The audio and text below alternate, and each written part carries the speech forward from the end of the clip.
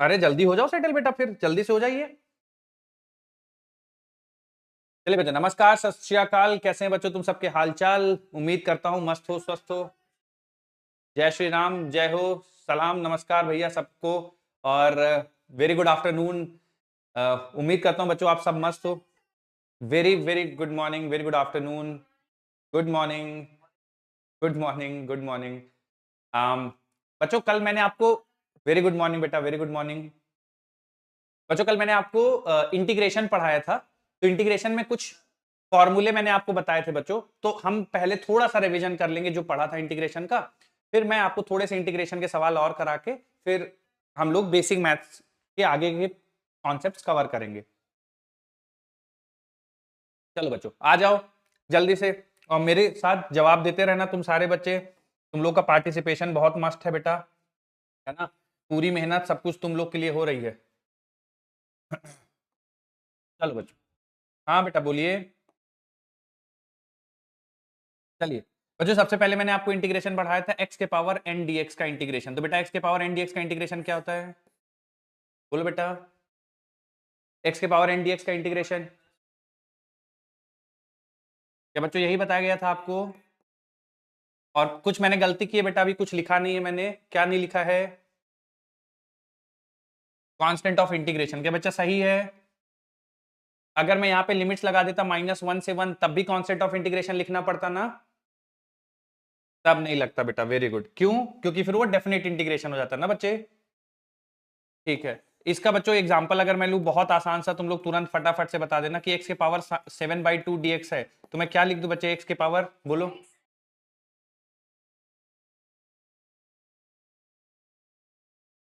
क्या बच्चे सही है? तो x के पावर 9/2 हो जाएगा, और ये यहां पे भी 9/2 आएगा, तो ये 2/9 हो जाएगा, है ना बेटा? ठीक है, प्लस सी, बिल्कुल बच्चे, थैंक यू। उसके बाद मैंने आपको बताया था कि कोई कांस्टेंट लिखा हो मान लीजिए, और x के पावर n मल्टीप्लाई हो और इंटीग्रेशन करना हो, तो बेटा क्या कांस्टेंट बाहर आ जाएगा, और फिर x के power n+1 divide by n+1 लगा देंगे बेटा, प्लस सी, बिल्कुल। मान लीजिए बेटा हमारे पास 3x² dx लिखा हुआ है, तो बेटा 3 बाहर आ जाएगा, x के पावर n+1। बच्चों सही लिख रहा हूं क्या? ये कैंसिल होके क्या बेटा x³ + c आ जाएगा। ठीक है, वेरी गुड बेटा, थैंक यू। उसके बाद मैंने आपको बताया था कि कुछ कांस्टेंट इनटू dx लिखा हो, तो बेटा इसका इंटीग्रेशन क्या आएगा? क्या यही आएगा बेटा? जैसे इंटीग्रेशन ऑफ 3/2 dx कितना हो जाएगा बेटा? 3/2 dx। क्या बेटा सही लिखा है? ठीक है। उसके अलावा बच्चों मैंने आपको कुछ इंटीग्रेशन के कुछ फॉर्मूले भी बताए थे, जो मुझे उम्मीद करता हूं तुम सारे भूल चुके हो। sin x dx का इंटीग्रेशन बता दो बेटा। Very good. Integration cos x dx बता दो बेटा। Very good. Integration of 1/x dx बता दो बेटा। क्या बताया गया बेटा आपको ये सब? इंटीग्रेशन ऑफ ex dx बता दो। ex + c हो जाएगा क्या बेटा? कल की क्लास में बच्चों एक चीज और हम लोगों ने डेफिनेट इंटीग्रेशन के फॉर्म में कवर कर ली थी, कि अगर इंटीग्रेशन ऑफ x² dx लिखा हो और लिमिट्स -1 से 1 की हो, या मान लो बच्चों मैं थोड़ा सा ऐसा लेता हूं, लिमिट्स 0 से 1 हो, तो क्या बच्चे पहले इसको इंटीग्रेट कर देंगे? बोलिए। फिर लिमिट्स लगाएंगे 0 से 1, तो क्या बेटा पहले अपर लिमिट रख दोगे, माइनस फिर लोअर लिमिट रख देंगे बेटा? बोलिए। तो क्या बेटा इसको सॉल्व करने पे 1/3 आ जाएगा? ये कल की क्लास में बच्चों ऐसा हुआ था, ये मैंने आपको quick revision with very simple. हाँ, मेरी आवाज नहीं आ रही है? हाँ,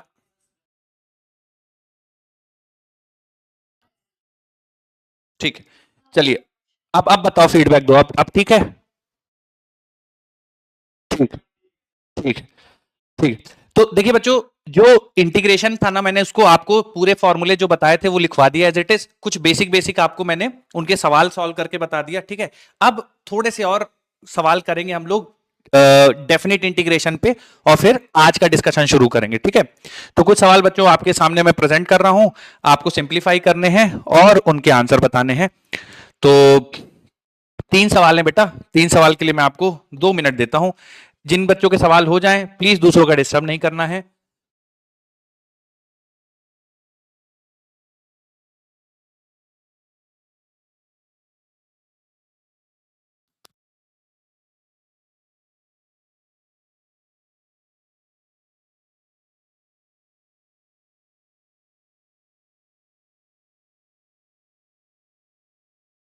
बेटा इसमें जी एम एम कॉन्स्टेंट रहेगा, नीचे वाले में के Q1 Q2 कॉन्स्टेंट रहेगा, और सबसे नीचे वाले में एम कॉन्स्टेंट रहेगा।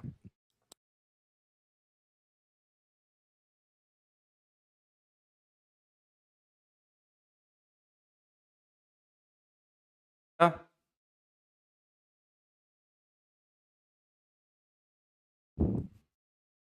सारे बच्चे सॉल्व कर लीजिए फटाफट, सारे फटाफट से सॉल्व कर लीजिए बेटा। Good good good. अभी भी 1 मिनट है बच्चों, जो सॉल्व कर रहे हैं आराम से समय लीजिए, आपके पास है काफी समय।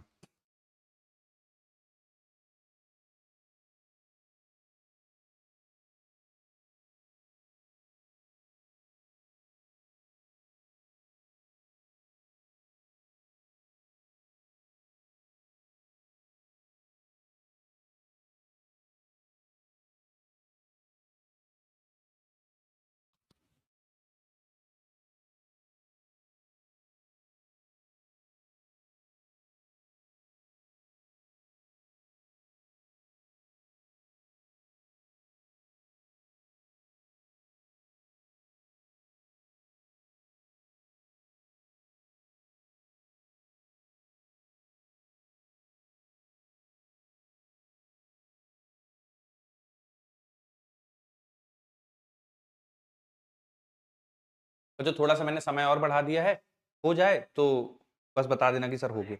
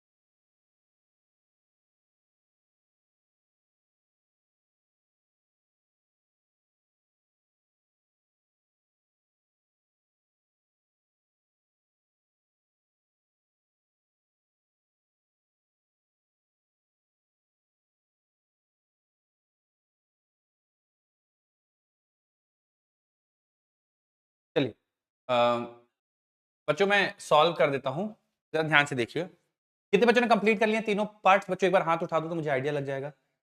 हाँ बोलिए बेटा। गुड। जिनका नहीं हुआ है बच्चों कोई बात नहीं, आप जरा ध्यान से देखो। जिनका नहीं हुआ है बच्चों बिल्कुल परेशान नहीं होना है, ध्यान से देखिए, आप मेरे साथ सॉल्व करिए, ठीक है? चलिए बच्चों देखिए, बोर्ड पे देखिए। सबसे पहला वाला सवाल अगर हम लोग सॉल्व करें, फर्स्ट वन, तो बेटा हमसे पूछा गया इंटीग्रेशन बता दीजिए G capital M small M X square D X. बच्चों इस टाइप का एक्सप्रेशन किस चैप्टर के अंदर बनने वाला है? आप लोगों को पता होगा ये किस चैप्टर के अंदर बनेगा बेटा ऐसा expression? Electric charge and field के अंदर भी और ग्रेविटेशन के अंदर भी बनेगा ना बेटा। हाँ, तो जी एम एम कांस्टेंट हो जाएगा तो बेटा ये बाहर आ जाएगा, ठीक है? और इंटीग्रेशन के अंदर क्या बचेगा बेटा? D x upon x square, और लिमिट्स लग रही बेटा, आप देख रहे हैं आर से लेकर इंफिनिटी तक। तो बेटा G M M constant as it is. अब 1/x² का इंटीग्रेशन करने के लिए बच्चों मैं क्या करूं? मुझे तो सर ने 1/x² का फॉर्मूला नहीं बताया, कैसे करें बेटा 1/x² को इंटीग्रेट?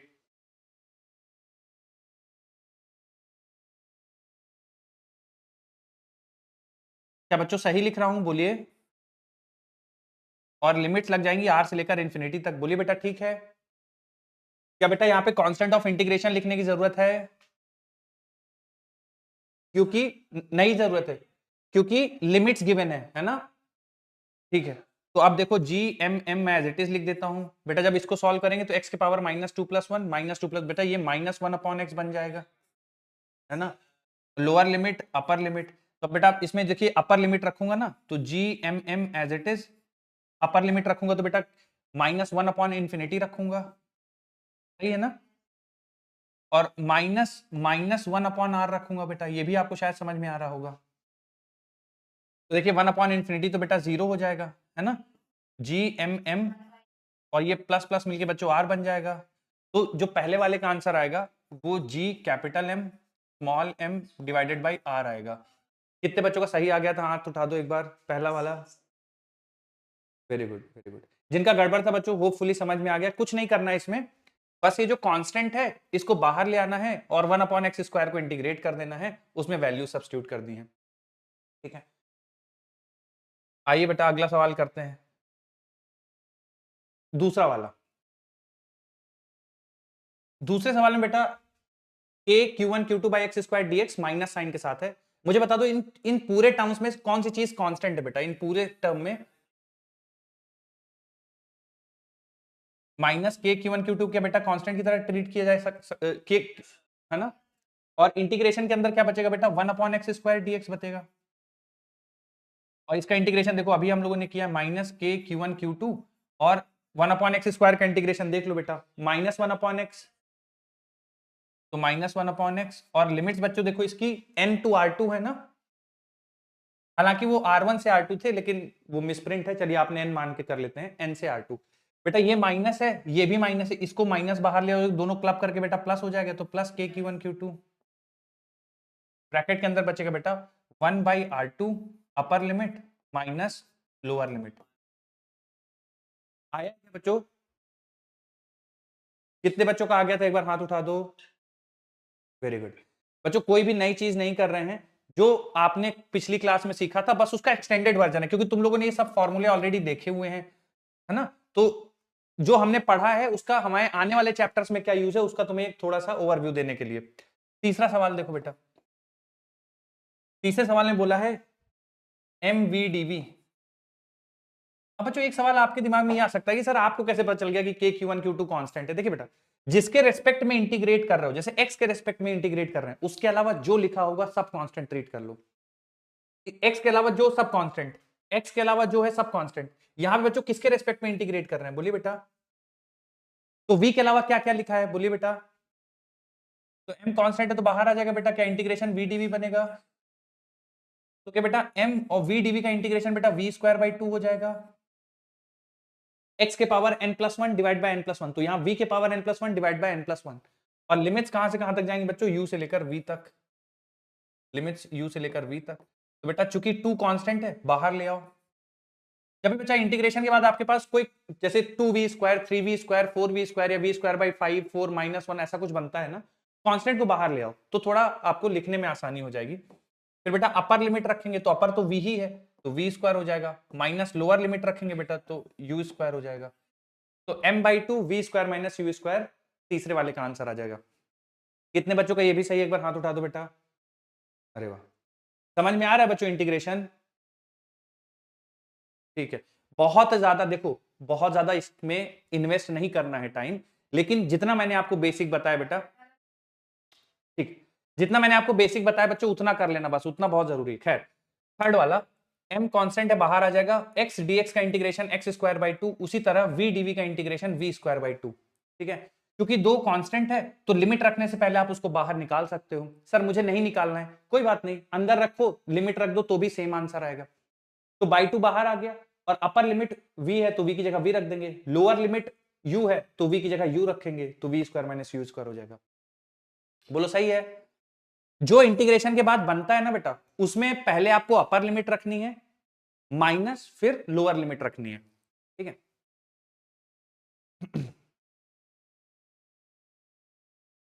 बच्चों एक और थोड़ा सा डाल लीजिए, इंटीग्रेशन बाय सब्स्टिट्यूशन, हेडिंग डाल दीजिए बेटा, इंटीग्रेशन बाय सब्स्टिट्यूशन।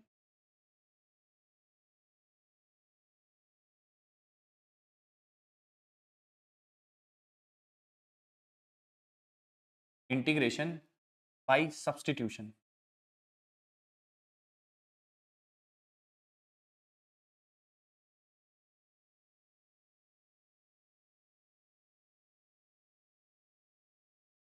ठीक है। अब बच्चों ये सवाल थोड़ा सा ये आपको पर्टिकुलर सेगमेंट जानना जरूरी है, इंटीग्रेशन बाय सब्स्टिट्यूशन, क्योंकि आने वाले समय में जब हम ऑल्टरनेटिंग करंट पढ़ेंगे या वेव्स पढ़ेंगे, है ना, तो वहां पे ये इंटीग्रेशन बाय सब्स्टिट्यूशन आएगा, तो वहां पे फिर से मैं बताऊंगा, लेकिन यहाँ पे भी चूंकि इंटीग्रेशन पढ़ रहे हैं तो एक बार कर लेते हैं। बच्चों कुछ certain form of integration substitution से सॉल्व होते हैं। जैसे मैं आपके सामने एक एग्जांपल ले लेता हूं, integration of cos of X square into X DX. ठीक है बच्चों, ये पूरा इंटीग्रेशन है कि X cos X square into X, है ना, cos X square into X, मतलब कॉस के साथ बच्चों एक्स नहीं है, कॉस मतलब एक्स जो है वो बाहर है, तो X into cos of X square DX, मान लो इसको इंटीग्रेट करना है। ठीक है, तो कैसे इंटीग्रेशन किया जाए? तो बच्चों आप क्या किया करो, जो भी फंक्शन के अंदर लिखा हुआ है, जैसे यहाँ पे एक्स स्क्वायर लिखा हुआ है, तो इसको आप कुछ अज्यूम कर लो।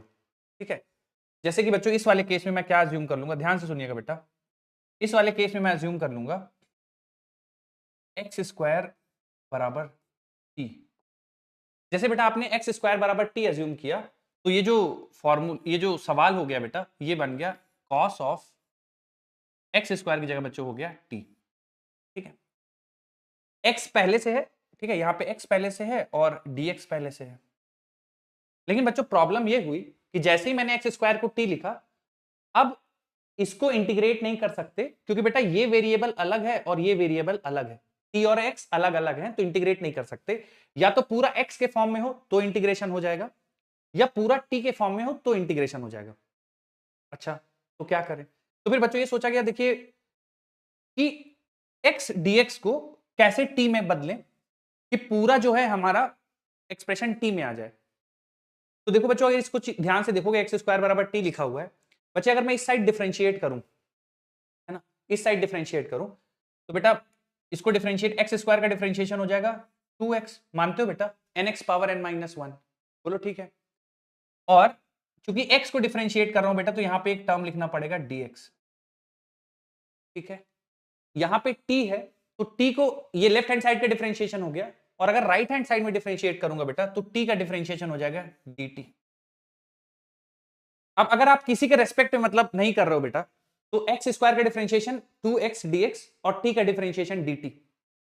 तो ठीक है, ठीक है, ठीक है, तो एक्स स्क्वायर बराबर टी, डिफरेंशिएट करेंगे 2x dx बराबर dt। अब बेटा यहां से आप x dx की वैल्यू निकाल लो, x dx की वैल्यू निकाल दोगे तो बेटा आ जाएगा 1/2 dt। x dx की वैल्यू आ गई 1/2 dt।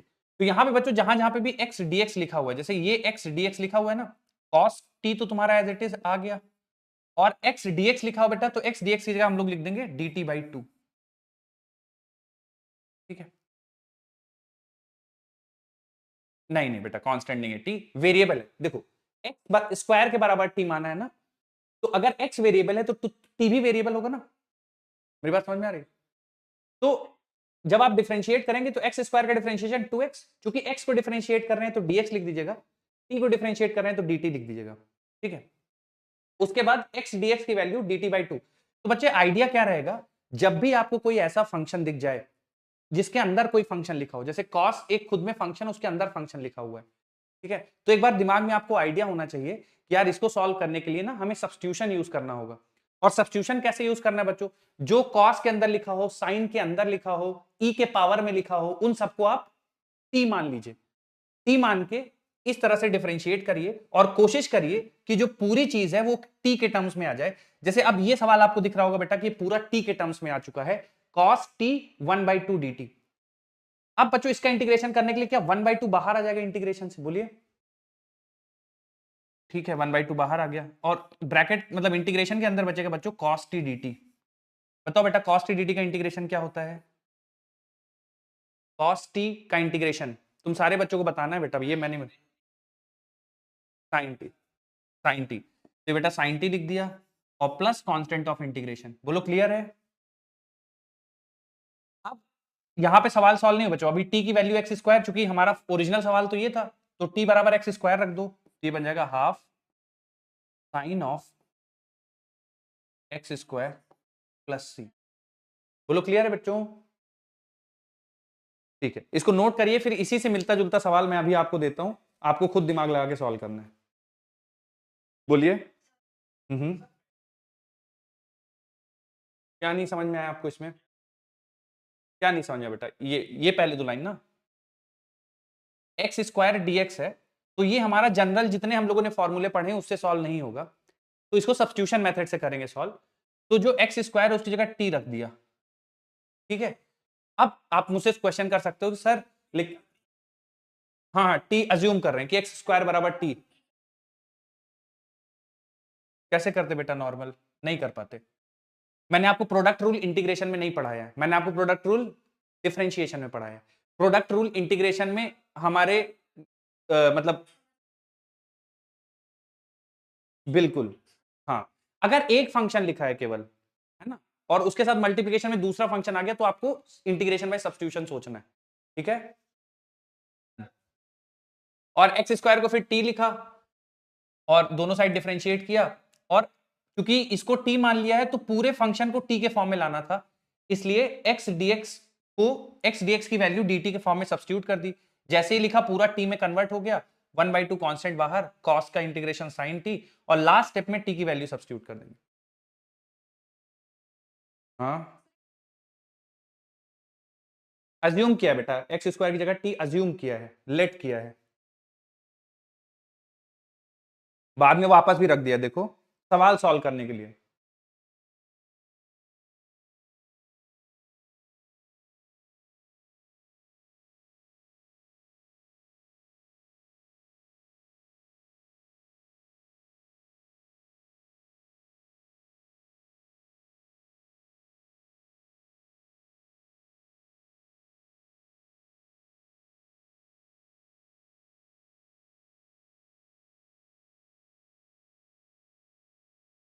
बोलिए। लिमिट्स वाला अब देखिए, अब जैसे मान लीजिए एक समझाने के लिए रहा हूं कि मान लो मेरे पास लिमिट्स लगी होती है यहाँ पे कि माइनस अंडर रूट ऑफ π/2 से लेकर प्लस अंडर रूट π/2 तक। तो बेटा क्या करता है इस सवाल में, मैं सी नहीं लिखता, ये नहीं लिखता, बस क्या कर देता, एक्स की जगह माइनस अंडर रूट π/2 और प्लस अंडर रूट π/2 रख देता। मेरी बात समझ में आ रही है आपको? अगर लिमिट्स होती तो हम कुछ अलग से नहीं करते कि हम अगला कोई कॉन्सेप्ट पढ़ लेते या कोई ऐसी चीज करते, बस लास्ट में जाके एक्स की वैल्यू रख देते बस।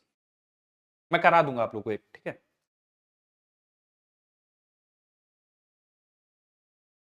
बच्चों सवाल दे दूं एक आप लोगों को?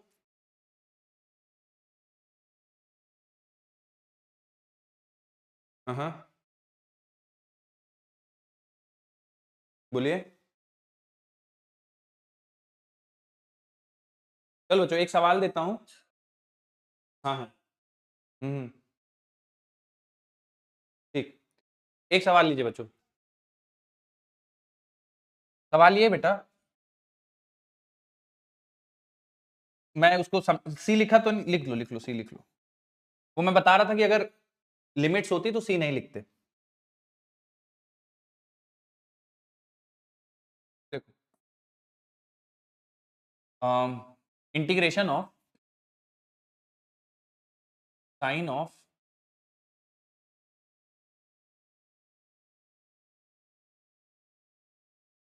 X square sine of x cube dx। बच्चों बिल्कुल सेम स्टेप फॉलो करने हैं, कुछ भी आपको अलग सा नहीं सोचना है, जैसा मैंने बताया एग्जैक्टली वैसा। पहले एक्स क्यूब को टी लेट करना, दोनों साइड डिफरेंशिएट करना,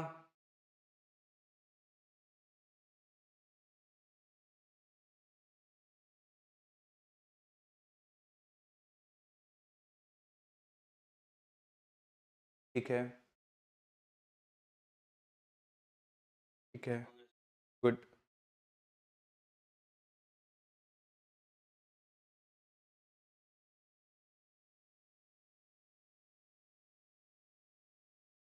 बहुत बढ़िया बेटा। बाकी लोग भी जो लोग नहीं कर पाए बच्चों जल्दी कर लीजिए। गुड।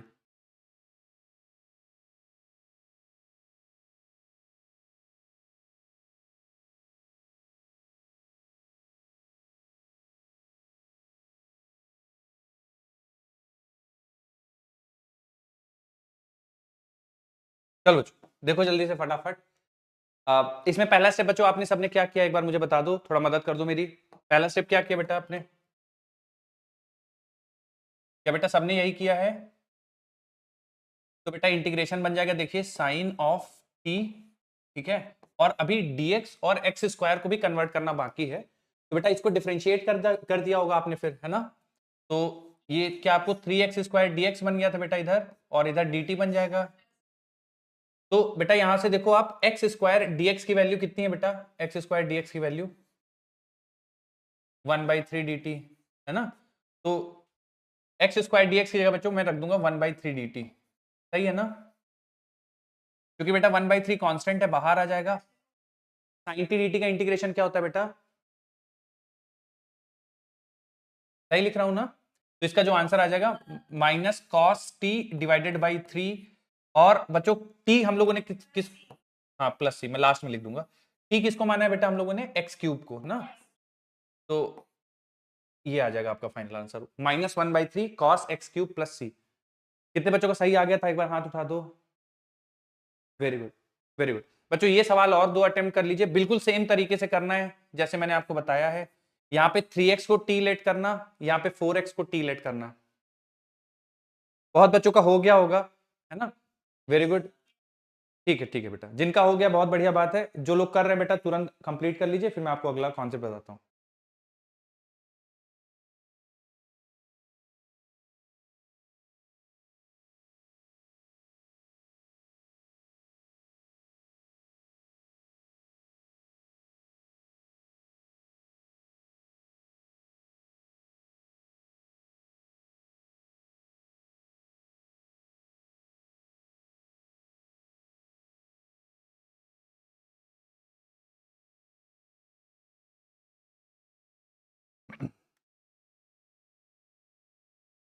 हाँ बेटा,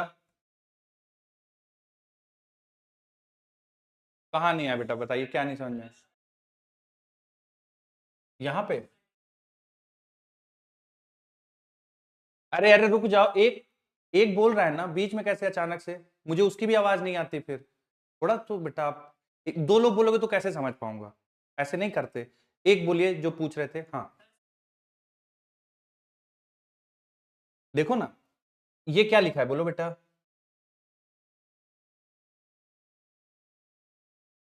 हाँ हाँ, मुझे ये बताओ ये क्या लिखा हुआ है, इतना वाला हिस्सा केवल? x² dx है ना, तो देखो x² और dx, इनकी जगह क्या लिख सकता हूं बोलो? तो ये x² गया, ये dx गया, उसकी जगह क्या आ गया? dt/3। x² dx की वैल्यू क्या आ गई? dt/3। आ रही बात समझ में? हाँ भैया, जो दूसरे बोल रहे थे उनको भी क्लियर हुआ ये?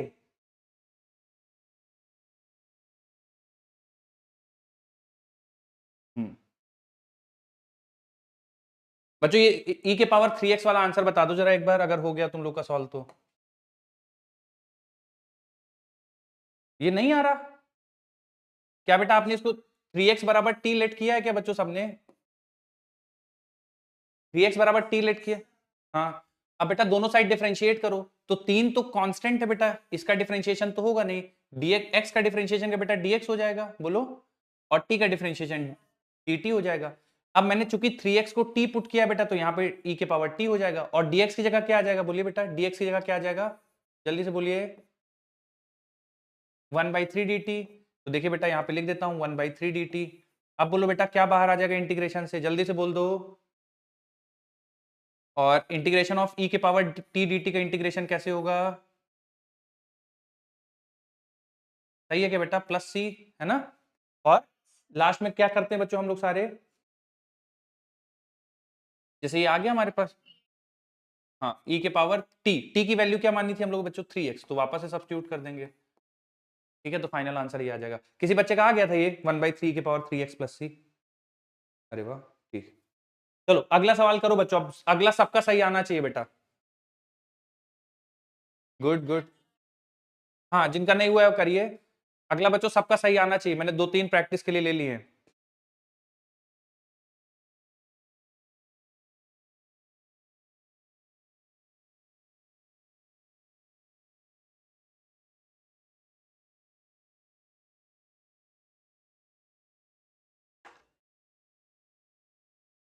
Very good very good.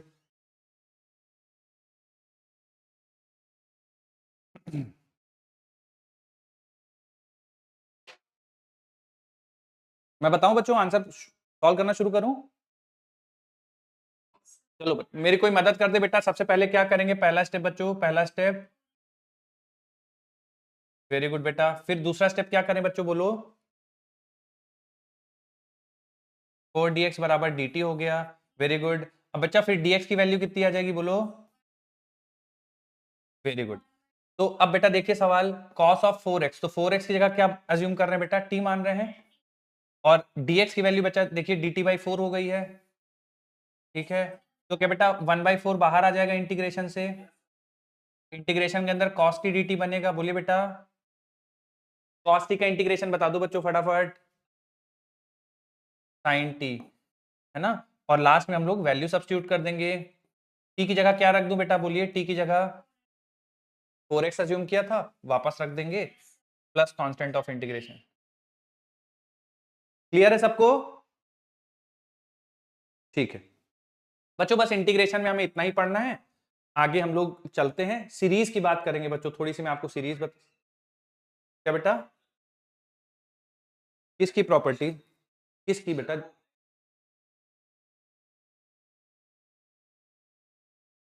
नहीं नहीं, वो मतलब कि 2 टाइम्स कर देंगे अगर 0 से -पाई से पाई है, ऐसा? हाँ नहीं नहीं बच्चे, हम लोग को जरूरत नहीं है। मेरी बात सुन लो, जितना मैंने पढ़ाया है उसके अलावा कोई जरूरत नहीं पड़ती फिजिक्स में। ठीक है, मैथ्स में जो बच्चे इंजीनियरिंग की तैयारी कर रहे हैं उनके लिए तो फिर भी पढ़ सकती है, आपके लिए बिल्कुल जरूरत नहीं पड़ेगी। ठीक है, हाँ जेई के लिए नहीं है बेटा, नीट वाला है ना हमारा बैच। हाँ प्लीज बच्चों, आप सावधान रहें, सतर्क रहें और इन सब चीजों में मत पड़ें, आपका समय बहुत अमूल्य है।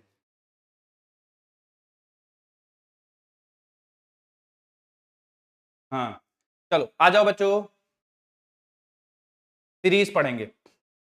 देखिए बच्चों, वैसे तो मैथ्स में 11th में बहुत सारी सीरीज पढ़ते हैं हम लोग, है ना? उनमें से 2 सीरीज बच्चों हम लोग को उनकी जानकारी होना जरूरी है, क्योंकि नीट में देखा गया है कि उन 2 सीरीज से बच्चों सवाल आए हुए हैं। कौन कौन सी सीरीज है? सबसे पहले जो बच्चों सवाल बनते हैं वो अरिथमेटिक प्रोग्रेशन, एपी, है ना? एपी से तो कम बनते बच्चों, चांसेस कम है, लेकिन सबसे ज्यादा चांसेस होते हैं बच्चों सवाल आने के जीपी से, है ना? तो एपी का मतलब हो गया अरिथमेटिक प्रोग्रेशन, जीपी का मतलब हो गया ज्योमेट्रिक प्रोग्रेशन। चलिए बच्चों मेरे साथ आप हेडिंग डालिए सीरीज और लिखिए जो मैं लिखा रहा हूं, अरिथमेटिक प्रोग्रेशन और ज्योमेट्रिक प्रोग्रेशन।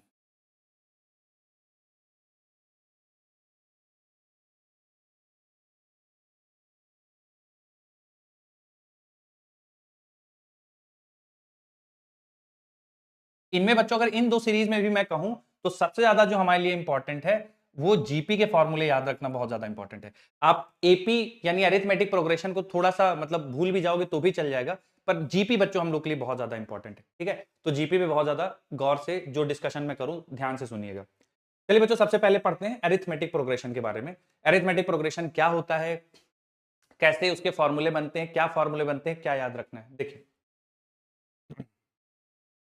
बच्चों। अगर मैं आपके सामने ऐसी सीरीज लिख दूं, ठीक है, मान लो कुछ ऐसा लिख दूं, 1 + 3 + 5 + 7 एंड सो ऑन।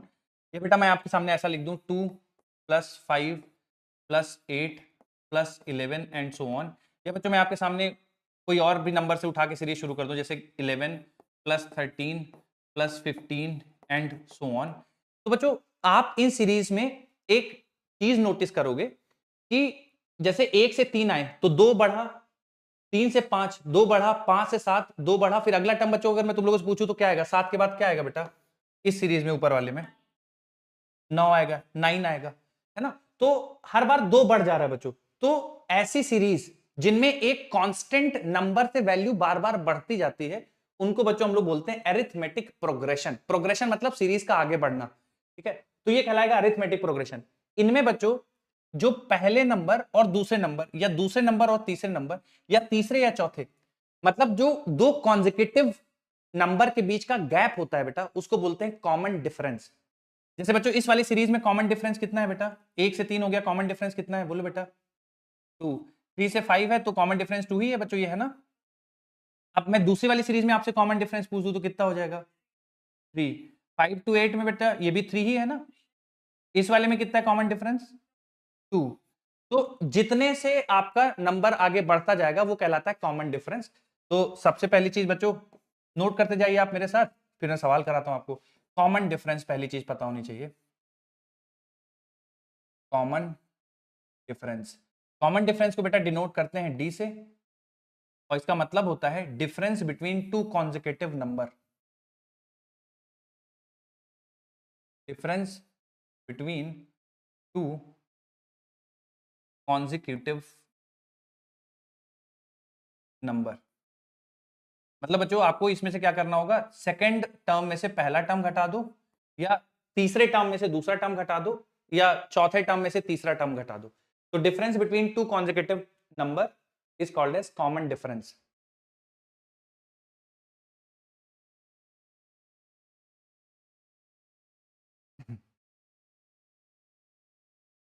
उसके बाद बच्चा इसमें जो nth टर्म निकालना होता है, nth टर्म का क्या मतलब हो गया सर?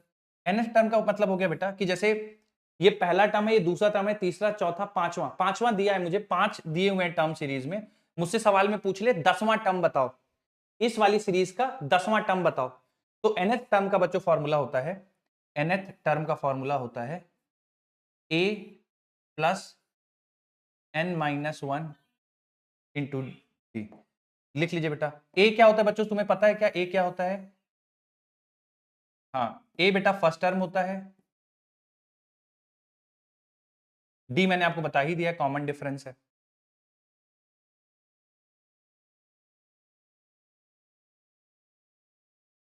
तो पहले बच्चों कॉमन डिफरेंस लिख लीजिएगा, फिर nth टर्म का फॉर्मूला लिखिए, और लास्ट में बच्चों आपको लिखना है सम ऑफ n टर्म्स।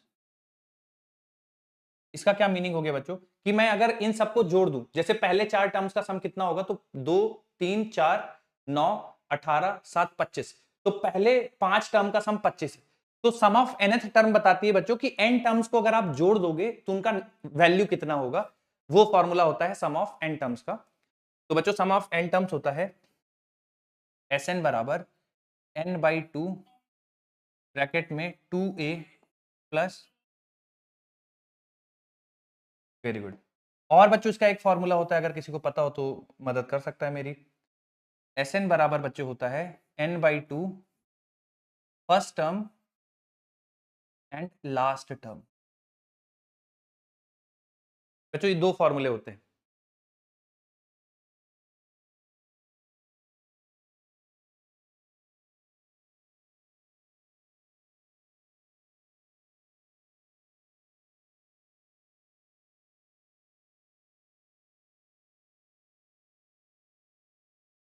बच्चों लिख लिया क्या तीनों फॉर्मूले?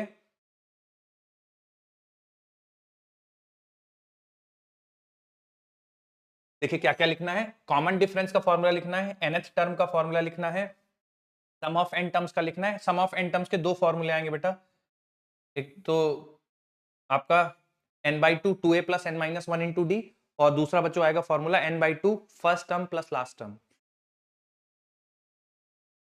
लिख लीजिए लिख लीजिए। ए को बच्चों मेंशन कर लीजिएगा, जिन बच्चों को नहीं पता है, ए का मतलब होता है फर्स्ट टर्म। ए का मतलब होता है फर्स्ट टर्म।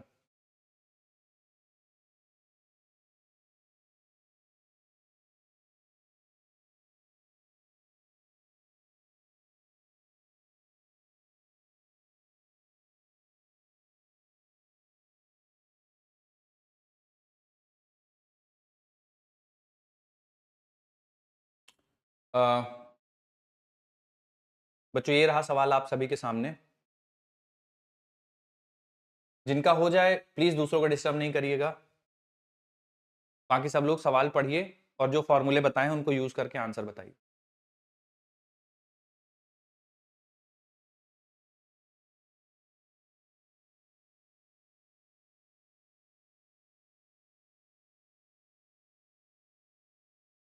हाँ हाँ बोलिए।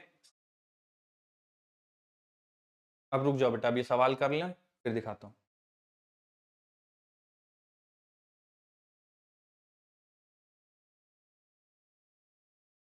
बच्चों जिन्होंने फॉर्मूला नहीं नोट किया वो अपने फ्रेंड की मदद ले लो, उससे देख लो फॉर्मूला और लगाओ और सवाल बताओ।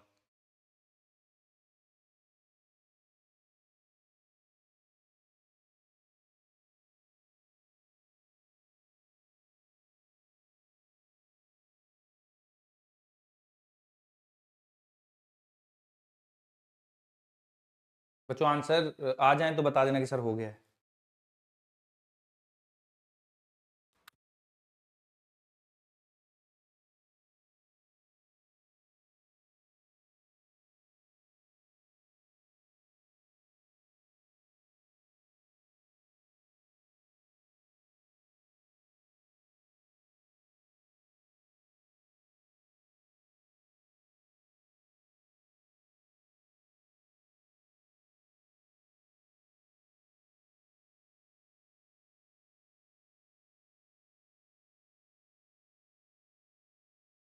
हो गया, हो गया क्या बेटा सॉल्व?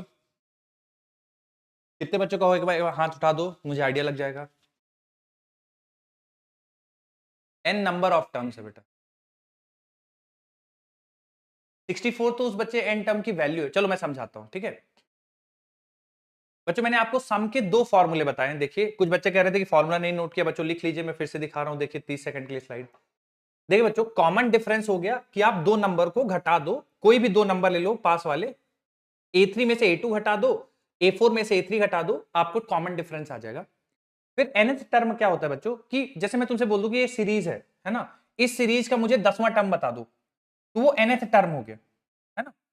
जैसे कि ये सीरीज है, अब मुझे इस वाली सीरीज का 10वां टर्म बताना है, तो मैं इस सीरीज के लिए T10 लिखूंगा, a plus n minus one. तो a मेरा 2 है बेटा, n कितने, 10वां टर्म पूछा गया इस सीरीज का, तो 10 माइनस वन, और कॉमन डिफरेंस बेटा 3 का है तो 3 लग देंगे।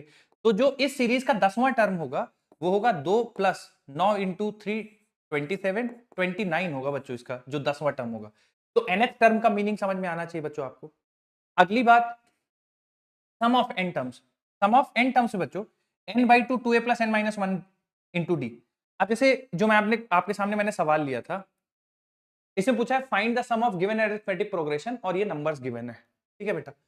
तो अब इसमें बताओ बच्चों, दो फॉर्मूले हैं आपके पास, थोड़ा सा मेरी मदद करना। n by two into two A plus N minus one into D.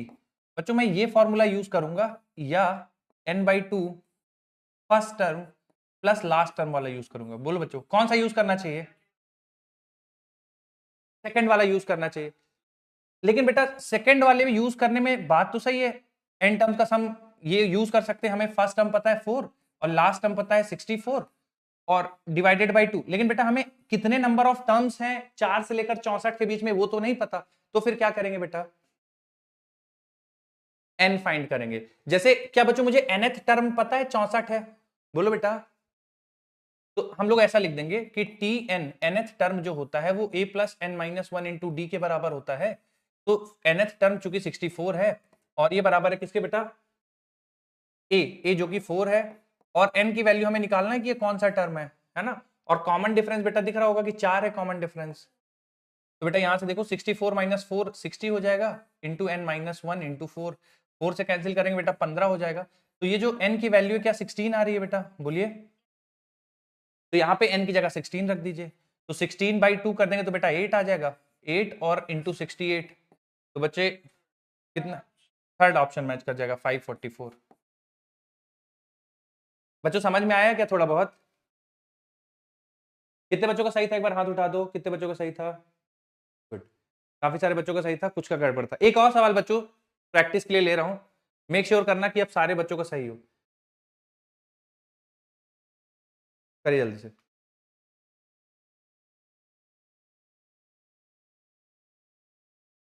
अगला सवाल भी बच्चों इसी कॉन्सेप्ट पे बेस्ड रहेगा, ठीक है। थोड़ा सा मैं हल्का सा चेंज करूंगा बस, ज्यादा नहीं।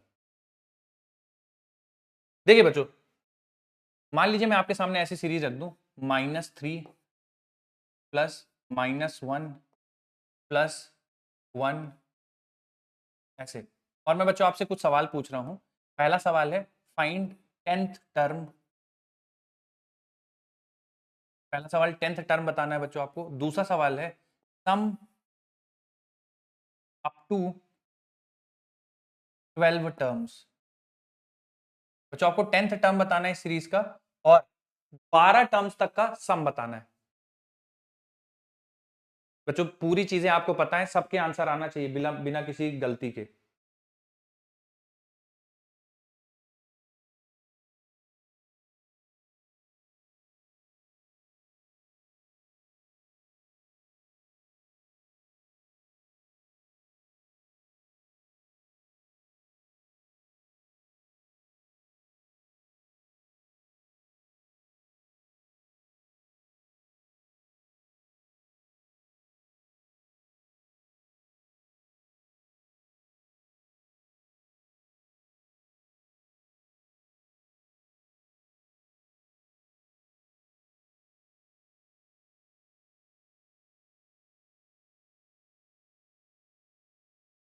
ठीक है, ठीक है,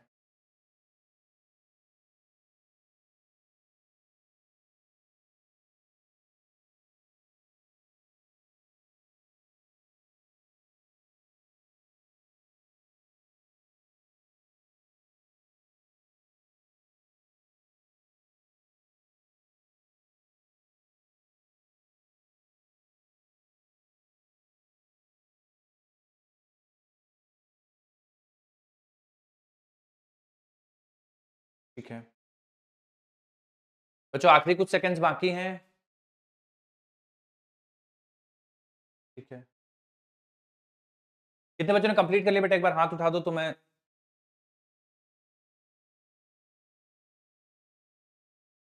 बच्चों जो कर रहे हैं फटाफट से कंप्लीट कर लीजिए, अभी भी 20 सेकंड से ऊपर है।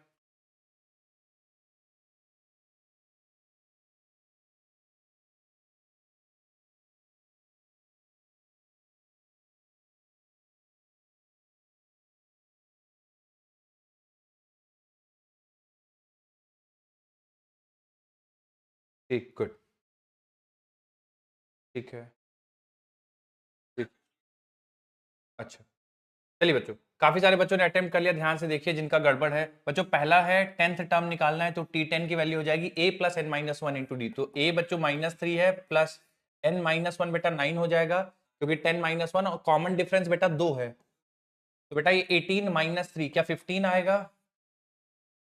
कितने बच्चों का 15 आया था, हाथ उठा दो एक बार। Very good. अब बच्चा सम अप टू 12 टर्म्स, तो अगर 12 टर्म्स का सम चाहिए तो देखिए बेटा n/2, n/2 ब्रैकेट के अंदर 2a plus n minus one into D, 2a plus 2a plus n minus one, तो 12 minus one is 11, common difference बेटा 2 है। ठीक है, तो बेटा इसको सॉल्व करेंगे तो ये 6 हो जाएगा, ब्रैकेट में -6 प्लस 22, तो ब्रैकेट के अंदर कितना बन जाएगा बेटा बोलो? 16, 16, तो बेटा 96 आएगा क्या आंसर फाइनल? कितने बच्चों का आ गया था 96, हाथ उठा दो। Very good. तो बस बच्चों आपको ये समझना है कि अरिथमेटिक प्रोग्रेशन क्या होता है। जहां पे डिफरेंस कांस्टेंट रहे बेटा उसको हम लोग अरिथमेटिक प्रोग्रेशन कहते हैं। एनएच टर्म का फॉर्मूला, स्पेशली सम अगर आएगा तो बेटा सम पे मोस्टली पूछा जाएगा, तो सम का फॉर्मूला याद रख लेना। ठीक है, आ जाओ बच्चों अगला हम लोग पढ़ते हैं। ठीक है, ये बीच वाले में अभी आपको सवाल कराऊंगा, ठीक है, कॉन्सेप्ट पढ़ाने के बाद।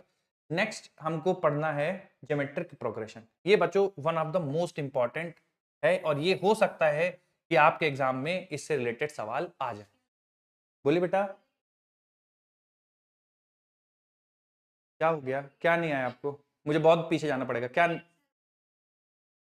क्या नहीं नोट कर पाया आप, मुझे बताइए, मैं बताता हूँ। एनएच टर्म निकाल लिया था आपने 15? बोलिए बेटा। वो अरे मुझे बहुत पीछे जाना पड़ेगा, बहुत आगे आ गया, बताओ कहाँ कहाँ नोट करना, मदद करता हूँ। अच्छा चलो ठीक है, कर दिखा दूंगा, मुझे थोड़ा सा समझा देता हूं आपको। ज्योमेट्रिक प्रोग्रेशन बच्चों मैंने जैसे कहा कि इंपॉर्टेंट है और सवाल बनने के चांसेस यहां से हैं। ठीक है, तो इसको जरा ध्यान से समझिएगा। ज्योमेट्रिक प्रोग्रेशन बच्चों जैसे अरिथमेटिक प्रोग्रेशन में क्या होगा, कॉमन डिफरेंस मतलब कांस्टेंट नंबर से वैल्यूज बढ़ रही थी, इनमें मल्टीप्लिकेशन में वैल्यूज बढ़ेंगी या डिवीजन में बढ़ेंगी। जैसे कि मैं तुम लोग को बताता हूं, बच्चों एक टर्म ये लिख रहा हूं सीरीज 2 फिर 4 फिर 8, फिर 16 एंड सो ऑन। ठीक है बच्चों, ये जीपी का एग्जाम्पल है। या बेटा मैं ऐसा लिख दूं 1 प्लस 1/2 प्लस 1/4 प्लस 1/8, ठीक है, plus 1/16 and so on so fourth. ये बच्चों जीपी का एग्जाम्पल है। या बेटा मैं ऐसा लिख दूं 3 plus 9 plus 27 plus 81 plus so on, ये जीपी का एग्जाम्पल है बेटा।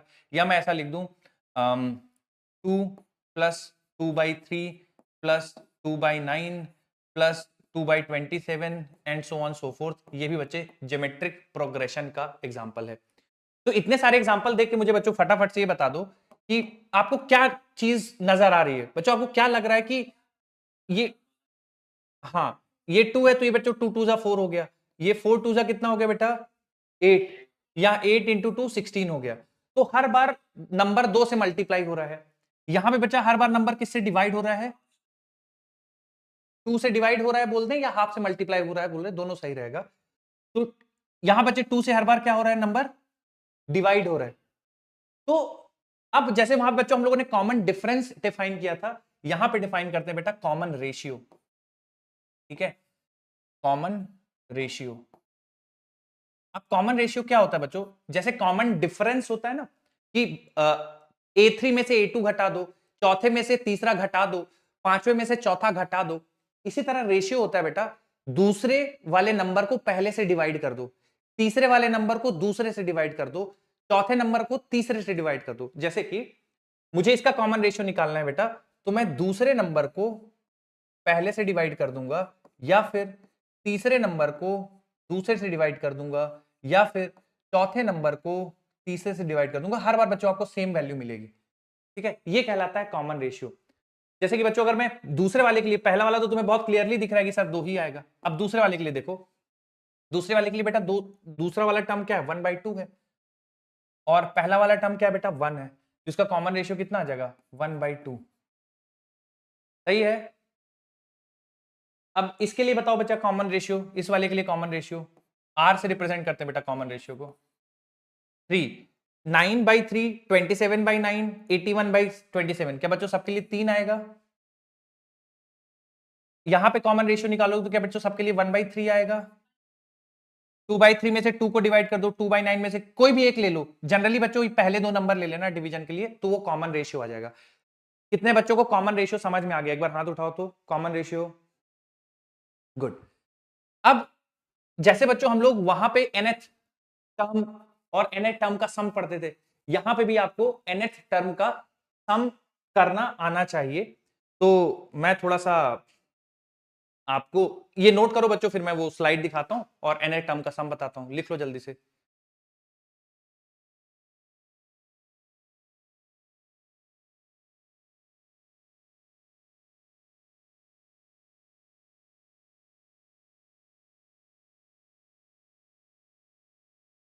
बच्चों ये तीनों सीरीज के एग्जाम्पल लिख लेना आप कि ये सारे ज्योमेट्रिक प्रोग्रेशन के एग्जाम्पल हैं। कॉमन रेशियो का फॉर्मूला लिख लेना।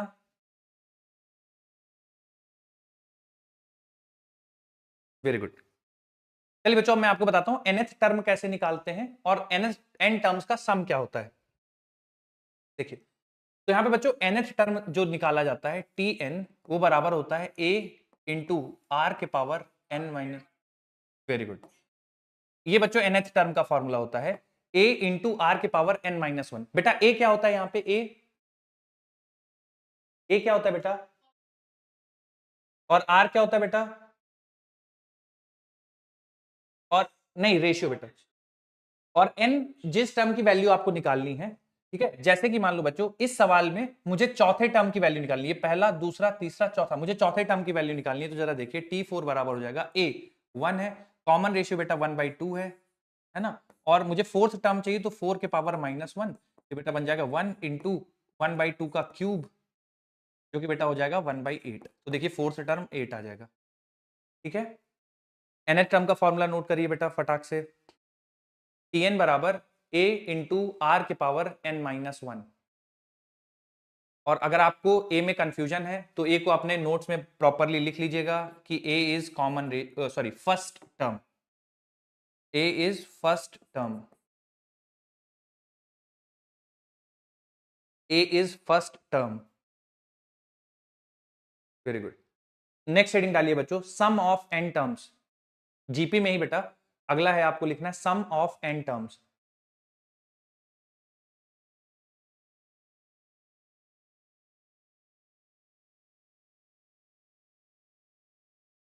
देखिए बेटा, सम ऑफ एन टर्म्स लिखा जाएगा a इंटू 1 - r के power n divide by 1 - r, जब r की वैल्यू बचे 0 और 1 के बीच में हो, तब ये फॉर्मूला। अगर सर r की वैल्यू 1 से बड़ा होगा तो क्या करेंगे? देखिए, अगर r की वैल्यू 1 से बड़ा होगा तो n टर्म्स का वैल्यू बच्चों आ जाएगा r के power n -1 divided by r -1। अगर 1 से छोटा है बच्चों तो ये वाला फॉर्मूला रहेगा आपके पास। अगर r की वैल्यू 1 से छोटी है तो ये फॉर्मूला रहेगा, और r की वैल्यू अगर 1 से बड़ी है तो फिर बेटा आप ये फॉर्मूला लगा देना।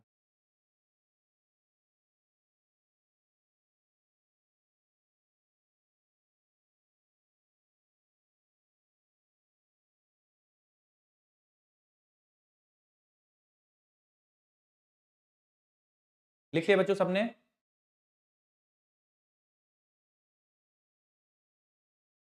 लिखिए बच्चों फटाफट। ये इनफाइनाइट वाला मत लिखना बेटा, ये मैं अभी आपको पहले एक्सप्लेन करूंगा फिर मैं लिखवाऊंगा, ठीक है? इसमें थोड़ी सी कंडीशंस हैं। इनफाइनाइट का मत लिखना, बाकी लिख लीजिए। इनफाइनाइट में अभी आपको समझाऊंगा इनफाइनाइट का मतलब क्या है, और सम निकाल रहे हैं तो उसका लॉजिक क्या है।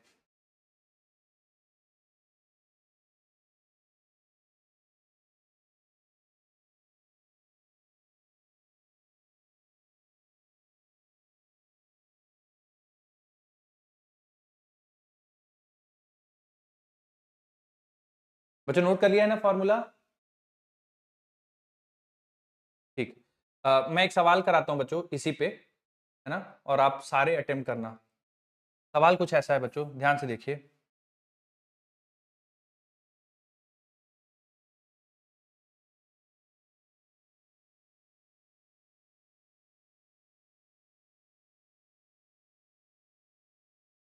आपसे सवाल में बच्चों पूछा गया है, फाइंड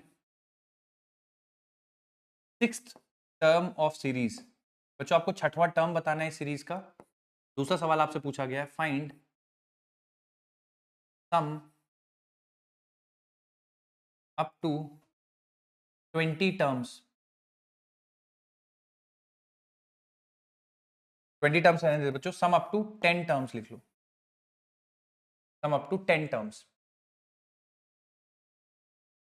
और अगर सिंप्लीफाई नहीं हो रहा है ना बच्चों तो उसको एज इट इज छोड़ देना, है ना। इनमें से कोई भी चीज सिंप्लीफाई नहीं हो रही है, बहुत छोटी वैल्यू आ रही है, तो आप उसको एज इट इज छोड़ दो, है ना। बहुत ज्यादा कैलकुलेशन नहीं करना है, बस फॉर्मूले को एक बार यूज कर लो आप।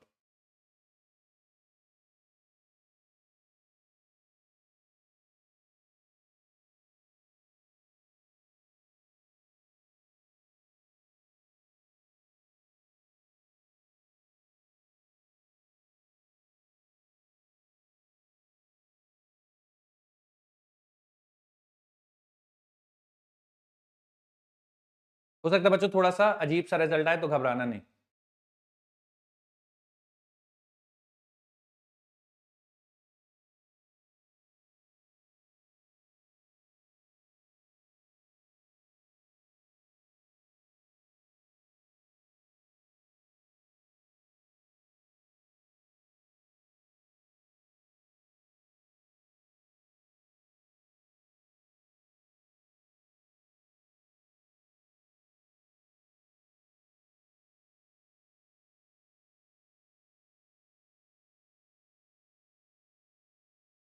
बच्चों कितने बच्चों ने सिक्स्थ टर्म निकाल लिया? एक बार हाथ उठा दो, sixth term. Very good, very good. चलिए सिक्स टर्म बच्चों मैं समझा देता हूं थोड़ा सा। ए 1 है, कॉमन रेशियो बेटा 1/3 है, ए आर के पावर n-1, तो 6 के पावर 6 - 1, तो बेटा बन जाएगा 1/3 के पावर 5, है ना। और 3 के पावर 5 कितना होता है बच्चों, कोई मेरी मदद करेगा क्या? 3 के पावर 5, 3 9 27 81 243।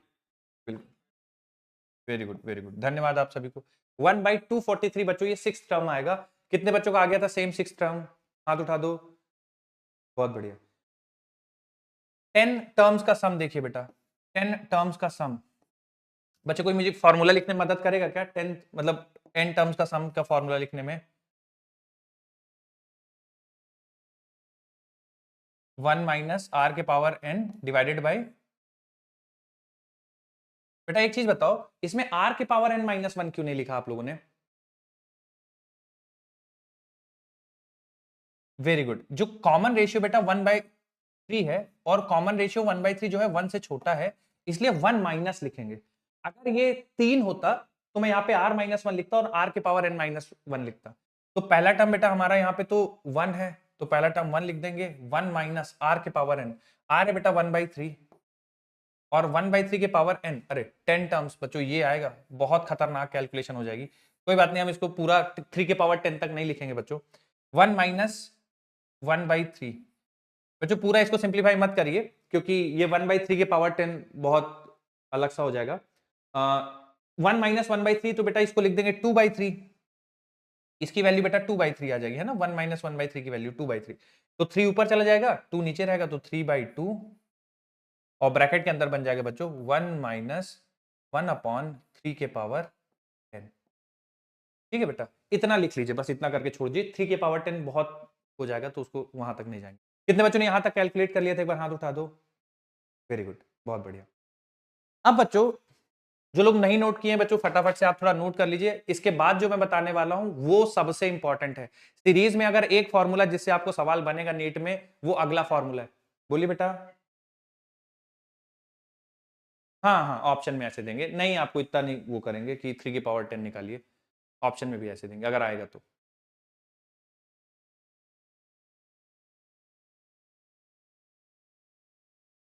तैयार हो जाइए बच्चों। अगला कॉन्सेप्ट इस पूरे सीरीज डिस्कशन में अगर एक सवाल आपसे बन सकता है फाइनल नीट के पेपर में, तो वो अगला कॉन्सेप्ट है। थोड़ा ध्यान से सुनेंगे।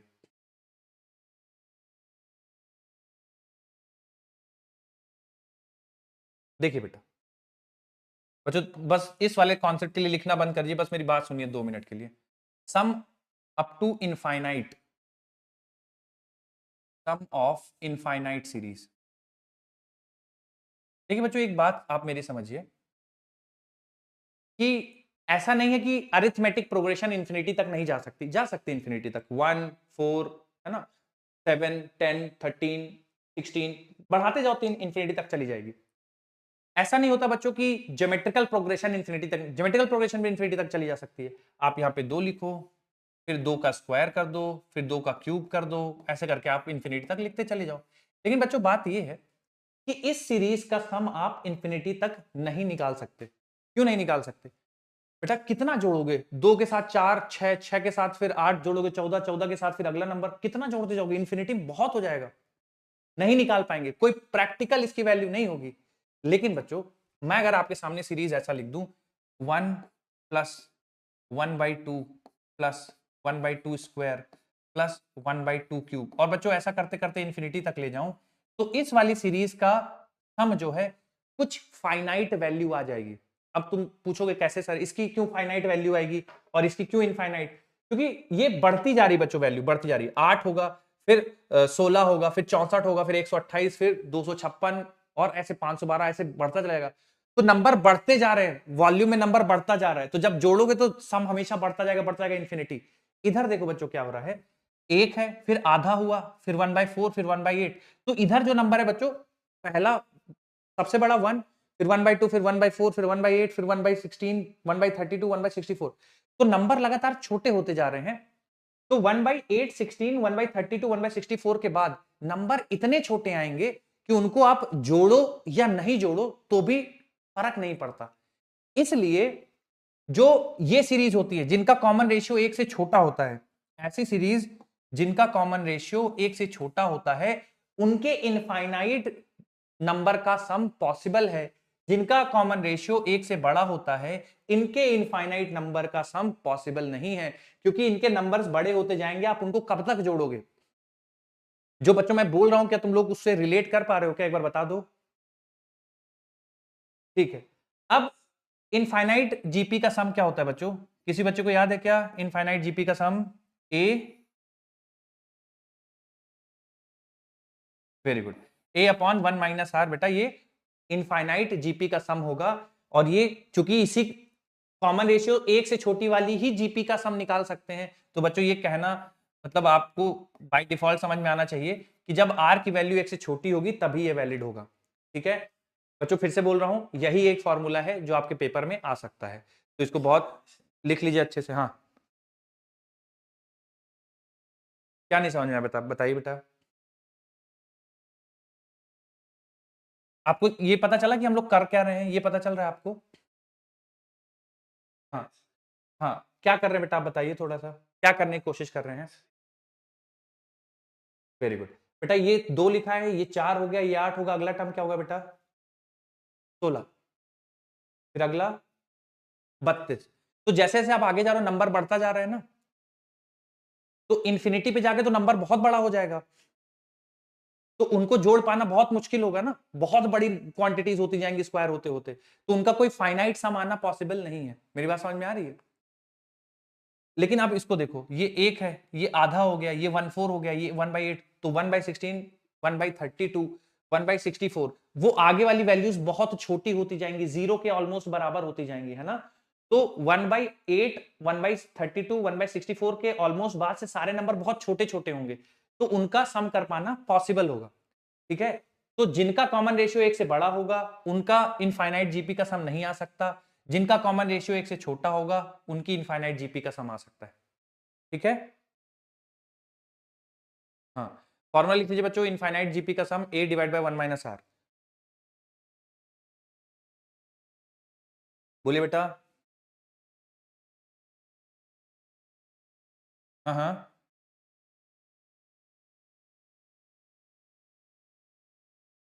हाँ, मतलब उसमें अगर मैं इनफाइनाइट टर्म्स लिख देता, बिल्कुल उसका भी सम आ सकता है, क्योंकि उसका भी कॉमन रेशियो 1 से छोटा था। बिल्कुल,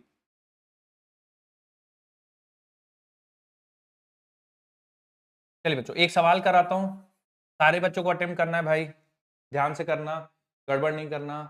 ये रहा सवाल, ये रहा आपका 1 मिनट, हो जाए बच्चों, किसी को डिस्टर्ब ना करिए।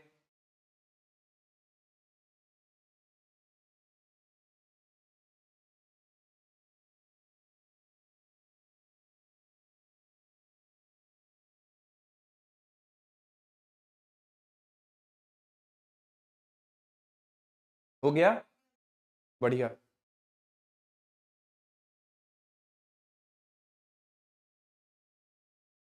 ओके, ठीक है, ठीक है। कितने बच्चों का हो गया कंप्लीट, एक बार हाथ उठा दो बच्चों, कितने बच्चों का हो गया है? वेरी गुड, ऑलमोस्ट सबका हो गया है, कुछ ही बच्चे बाकी, बच्चों जल्दी से कर लीजिए। सारी चीजें पता है आपको, फर्स्ट टर्म पता है, कॉमन रेशियो पता है। देखिए बेटा, तो हम लोग सीधा सीधा इसमें फॉर्मूला लगाएंगे। हाँ, इनफाइनाइट जीपी का सम होता है a divided by 1 minus R. a की वैल्यू बेटा 1, कॉमन रेशियो है 1/2, तो 1 माइनस 1 डिवाइडेड बाई 1 माइनस 1/2 बेटा 1/2 बन जाएगा, जो कि फाइनल 2 आ जाएगा। तो इस इनफाइनाइट जीपी का सम बेटा 2 आएगा। ठीक है, चलिए एक और करते हैं बच्चों, थोड़ा दिमाग लगाना पड़ेगा, घबराना नहीं है कि नहीं होगा सॉल्व, हो जाएगा, तुम ही लोग करोगे।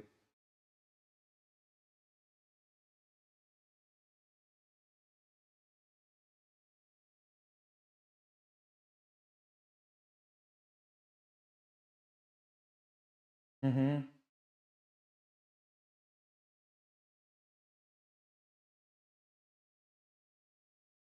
ठीक है, बाकी लोग भी कर लीजिए बच्चों, फिर डिस्कशन करेंगे।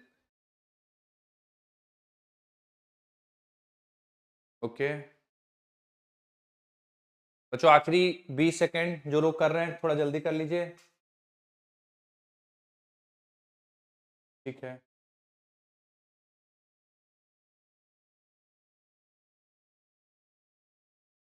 Very good, very good, very good. चलिए बच्चों मैं एक्सप्लेन करता हूँ, ऑलमोस्ट सारे बच्चों ने जिन्होंने भी आंसर किया एकदम सही है, वेरी गुड। अब बच्चों इसमें देखो, हर बार आपको ना एकदम नंबर में सीरीज होगी तो बिल्कुल गलत है। आपके पास सवाल आएंगे ऐसे, या इलेक्ट्रिक फील्ड के सवाल बनेंगे, ठीक है, तो वहां आपको समझ में आना चाहिए सवाल देख के कि जीपी है। अब जैसे ये सवाल देखो बेटा, इसमें मैं अगर जी एम एम तो लिखा ही हुआ है, डिनोमिनेटर से आर स्क्वायर और कॉमन ले लूं तो बच्चा ये बन जाएगा 1 plus 1/2 plus 1/4 plus up to infinity. ठीक है बेटा, तो ये वाले का सम तो अभी आपने निकाला है कि M M upon R square as it is लिख दो, और ये ब्रैकेट के अंदर बन जाएगा बच्चों तुम्हारा A divide by 1 minus common ratio. तो इसको सिंप्लीफाई करोगे बेटा तो 2 आ जाएगा, तो 2 GMM/r², है ना। ये 1 माइनस 1/2 तो बेटा 1/2 बचेगा, 2 ऊपर चला जाएगा तो 2 GMM/r² आ जाएगा। कितने बच्चों का सेम आंसर आया था, हाथ उठा दो एक बार। बहुत बढ़िया, वेरी गुड। तो सवाल बच्चों आपको, चूंकि आप फिजिक्स में सवाल आएंगे तो वो आपको नंबर्स नहीं देगा, वो आपको ग्रेविटेशन के साथ जोड़ देगा, इलेक्ट्रिक चार्जेस के साथ जोड़ देगा, इलेक्ट्रिक फील्ड के साथ जोड़ देगा। तो इसी तरह के एक्सप्रेशन बनेंगे, फिर आपको सिंप्लीफाई करना होगा। ठीक है, और बच्चों देखिए सीरीज में और मुझे आप लोगों को कुछ चीजें समझानी है। हाँ बच्चों, कभी कभार, बहुत जनरली तो नहीं, पर कभी कभार आपको ऐसा देखने को मिल सकता है बच्चों कि आपसे डायरेक्ट पूछ ले sum of first N natural number. मतलब जैसे बच्चों 1 2 3 4 अप टू 50 तक के नेचुरल नंबर का सम होता है n इंटू एन प्लस 1/2। जैसे कि बच्चों मैं आप लोगों को एग्जाम्पल के लिए बोल देता हूं, मुझसे सवाल ने पूछ ले कि find sum of first 20 natural numbers, पहले 20 नेचुरल नंबर का सम बता दो। तो बेटा फॉर्मूला होता है n इंटू एन प्लस 1/2। तो चूंकि 20 बोला है बेटा, तो 20 इंटू 20+1 डिवाइडेड बाई 2, तो बच्चा आंसर आ जाएगा 210। कभी कभार ऐसा सवाल में आपसे पूछा जा सकता है कि find sum of first N natural number, यानी 1 2 3 का सम बता दो, तो उसका आंसर आएगा बच्चों n इंटू एन प्लस 1/2। दूसरा दूसरा बच्चों, फर्स्ट एन नेचुरल नंबर के स्क्वायर का सम, मतलब कि 1 का स्क्वायर प्लस 2 का स्क्वायर प्लस 3 का स्क्वायर प्लस 4 का स्क्वायर प्लस 5 का स्क्वायर। अगर ऐसा पूछ दिया जाए तो उसका फॉर्मूला बनेगा n into N plus 1 into 2n+1 divided by 6। ठीक है, जैसे मैं बच्चों आपसे बोल दूं कि पहले 6 टर्म्स के स्क्वायर का सम बता दो, मतलब 1 square plus 2 square plus 3 square plus 4 square plus 5 square plus 6 square, तो उसका जो सम आएगा बेटा वो आएगा 6 into 6+1 into 2 into 6 2n+1 divided by 6। बेटा यहां से 6 से 6 कैंसिल हो जाएगा, 12 13 13 इंटू 7 91। तो पहले 6 नंबर्स के स्क्वायर का सम बेटा 91 आएगा। तीसरा बच्चों, अगर आपसे कोई क्यूब का सम पूछ ले कि n टर्म्स के क्यूब का सम बता दो, 1 cube plus 2 cube plus 3 cube up to n terms का सम पूछ दे। मान लो बच्चों जैसे मैं आपसे सवाल में बोल दूं कि बता दो sum up to 10 terms, 10 terms के क्यूब का सम बता दो, तो बेटा n की जगह 10 रख देंगे, तो 10 इंटू 10+1 डिवाइडेड बाई 2 का होल स्क्वायर, यानी बच्चों यहां से बनेगा 5 इंटू 11 होल स्क्वायर, 55 का होल स्क्वायर बन जाएगा बच्चों, तो हो जाएगा 25 3025।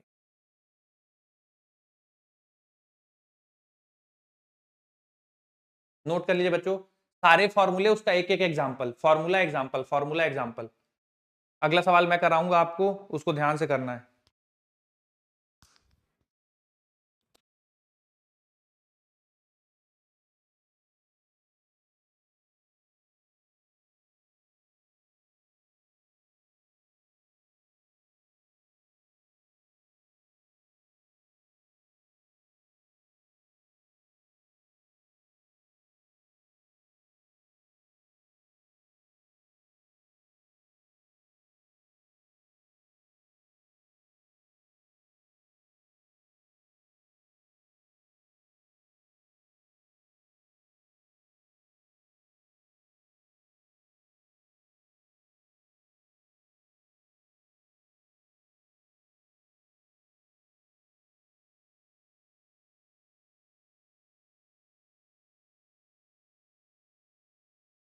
क्या नोट हो गया है? हेलो।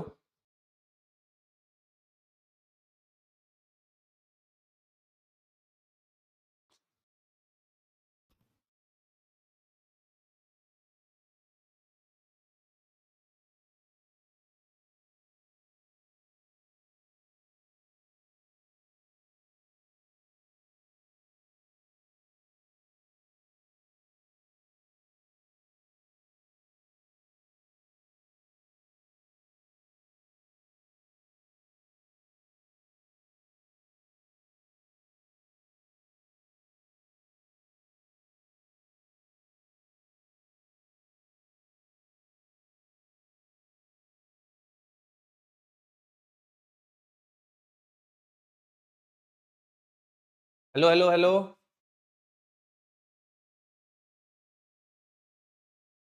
बच्चों मेरी आवाज आ रही है आप सभी को? अरे बच्चों मैं पता नहीं तुम लोग को मैं इतनी इतना मैं लग रहा है तुम लोग को ना पसंद हूं। तुम लोगों ने किसी ने बहुत तेज बददुआ मारी। इतना मेरा इंटरनेट एकदम क्रैश हो गया बच्चों। अभी वापस ठीक है। Never mind. चलो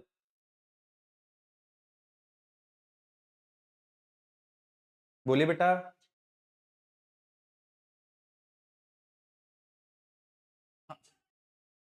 नहीं नहीं नहीं, 6 फिक्स है बच्चे। अगर आप 7 लेते ना तब भी यहाँ पे 6 ही आता। वो मैंने इसलिए 6 ले लिया था क्योंकि 6 से 6 कैंसिल हो जाएगा, है ना, कैलकुलेशन आसान होगी। हम्म। बच्चों नोट हो गया होगा मेरे हिसाब से, है ना? चलिए बच्चों बताइए इसका आंसर फिर।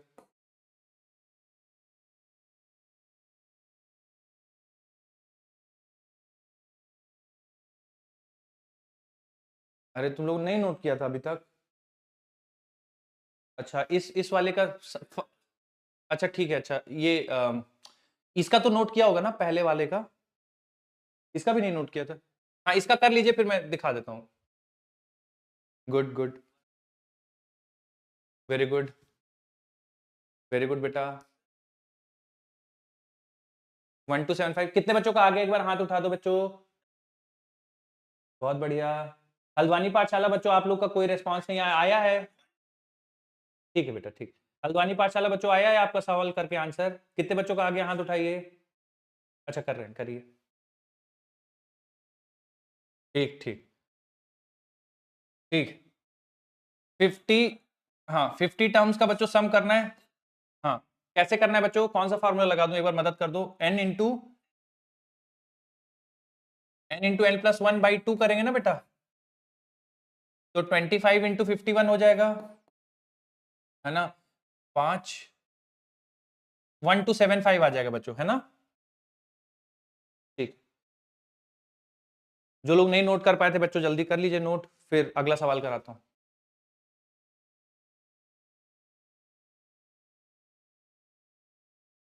ठीक बच्चों पहले इन टर्म्स का सम याद रखिएगा, n×n+1/6 × 2n+1 n×n+1/2 का होल स्क्वायर। जो क्यूब होगा ना बच्चों वो पहले वाले का पूरे का स्क्वायर हो जाएगा, n×n+1/2 का स्क्वायर होगा क्यूब में, ध्यान रखिएगा। चलिए बताइए बच्चों आंसर।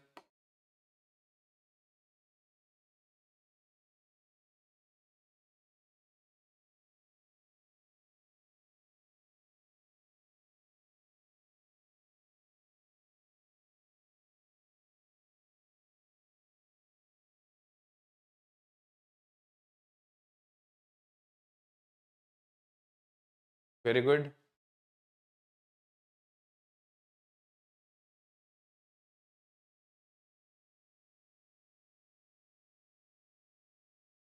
बहुत बढ़िया बेटा।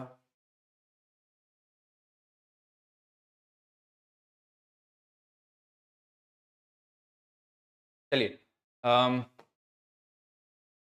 कितने बच्चों का आंसर आ गया बेटा, एक बार बताओगे क्या मुझे? कितने बच्चों का आंसर आ गया, हाथ उठाओ। कर रहे हो क्या? ठीक। काफी सारे बच्चे कर रहे हैं, कर लो बच्चों, करो कंप्लीट। केवल 85 आ रहा है? 385। ठीक है ठीक है। तो बेटा देखो, एन टर्म्स के स्क्वायर का सम अगर मुझे फॉर्मूला लिखना होगा तो n×n+1। बच्चों तीसरा वाला ब्रैकेट कौन सा होता है? भूल गया हूं मैं, बता दो थोड़ा सा। 2n+1, very good. n×n+1 × 2n+1/6। 10 term का बताना है बेटा तो 10/6, और n+1 मतलब 10, तो +1 11, और ये बच्चों 20 और 1 21। ठीक है, तो कैंसिल करोगे तो 3 5। बच्चों मैंने कुछ गलत लिखा है क्या? नहीं नहीं सही है।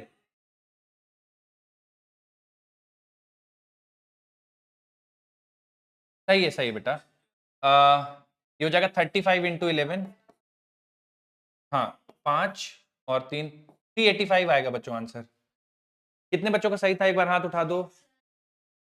Very good, 385 is the answer बेटा।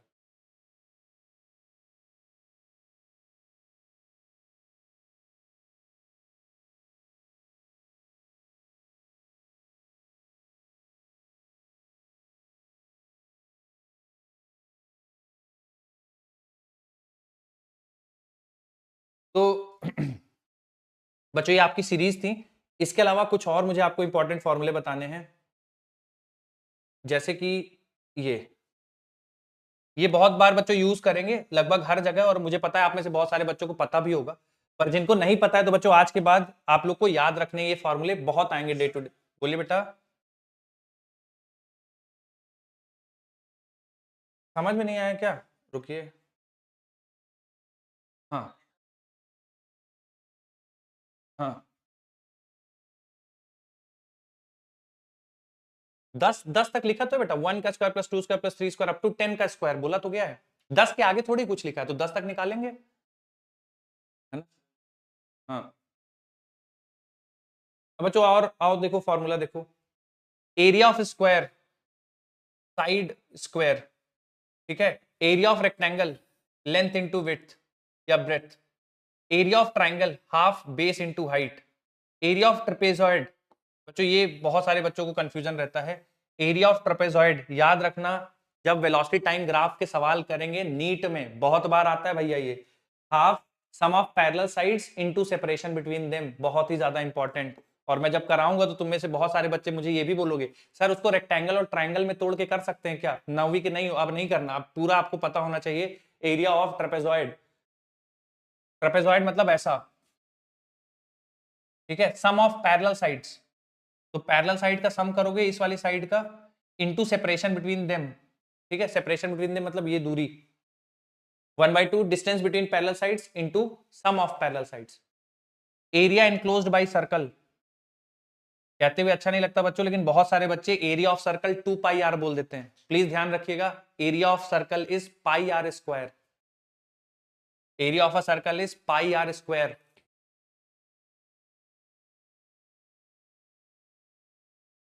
नोट कर लिया ना बच्चों सबने? हाँ हाँ, लिखिए लिखिए लिखिए बच्चों, area of square side square, area of rectangle rectangle length into breadth, area of triangle half base height, area of trapezoid बहुत इंपॉर्टेंट है भैया, भूलना नहीं, half distance between parallel sides into sum of parallel sides, area enclosed by circle pi R square. इसी में एक और चीज ऐड कर लो, सरकमफ्रेंस ऑफ सर्कल क्या होता है बच्चों? सरकमफ्रेंस ऑफ सर्कल, हाँ बच्चों, सरकमफ्रेंस का मतलब होता है कि जो साइड में वैल्यू है उसका पूरा सम।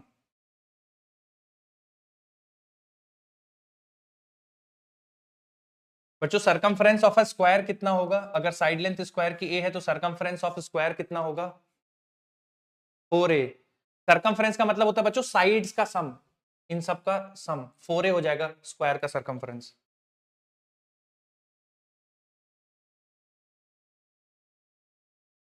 चलो बच्चों अगला देखो, अगला, और क्या बेटा? बोलिए।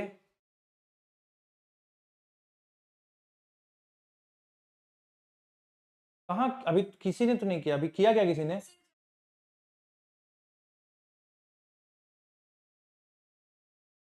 अच्छा बेटा ये देखो, हम्म,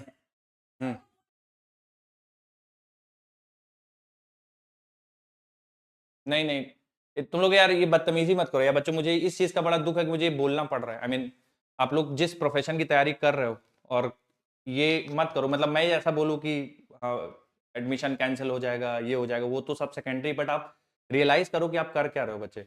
इट्स रियली वेरी, मतलब मेरे पास शब्द नहीं है बच्चों आप लोग को बोलने के लिए, अगर जिसने भी ये किया है। फिर- हाँ, इट्स रियली वेरी, ठीक है जहां से भी हुआ है रिकॉर्डिंग होती है और उसका पता चल जाएगा, but this is really very shameful बच्चों ऑन योर, जिसने भी किया है, जिसने भी किया है, आई डोंट नो, मैं तो था नहीं, वो रिकॉर्डिंग से पता चलेगा, but this is really very shameful. आप जिस प्रोफेशन के लिए तैयारी कर रहे हो it is one of the noblest, और उसमें आप मतलब ये चीजें कर रहे हो, आप कैसे उम्मीद कर सकते हो आप एग्जाम करके सेलेक्ट भी होगे तो भी आप किस स्तर के क्या बनोगे भगवानी मालिक, ठीक है? तो right, absolutely, it's for everyone, neither a girl child should comment on boy, neither boy should comment on a girl child. It's really very embarrassing and very shameful. जिसने भी किया है बच्चों, विल मेक श्योर कि उसको पकड़ा जाए, और जो भी है बिल्कुल बिल्कुल। तो जब भी आप बच्चों, बिल्कुल आपको पढ़ने आते हो या आपको दूसरी चीजों से बिल्कुल मतलब, आपके पास समय ही नहीं है, आप ये बिल्कुल बहुत गलत चीज है ये। और हम्म,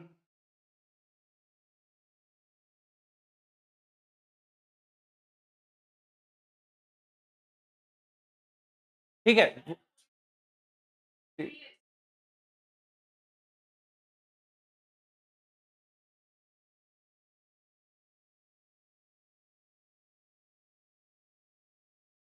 अरे ये क्यों, नहीं ये तुम लोग यार, तुम लोग मेच्योर हो बच्चों, ये सब मत करो, एक दूसरे की बुलिंग मैंने पहले ही मना किया, बिल्कुल अब तो बिल्कुल मैं बर्दाश्त नहीं करूंगा किसी ने भी बदतमीजी करी, है ना। तुम लोग अब छोटे नहीं हो।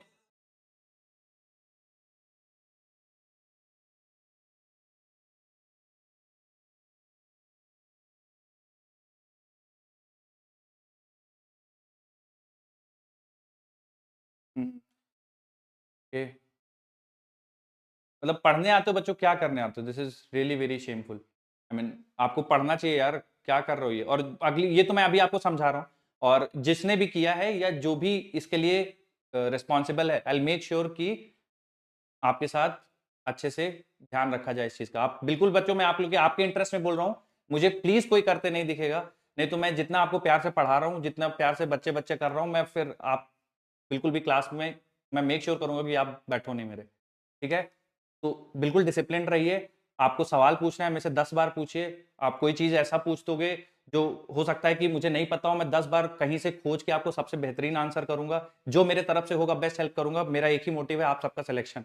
लेकिन अगर आप डिसिप्लिन तोड़ेंगे, आप उस चीज को क्रॉस करेंगे, if you are crossing the limit, then I am telling you, फिर आपके लिए कोई वो नहीं होगा। ध्यान रखिएगा इस चीज को, ठीक है। डिसिप्लिन में रहिए, डिसिप्लिन रहिए, किसी को कुछ भी अननेसेसरी कमेंट्स नहीं पास होने चाहिए। और ये जो तुम लोग, मुझे तो पता नहीं है, पर ये जो तुम लोग कर रहे हो, ये आप अपने लेवल पे देखो किस तरह से है, ठीक है।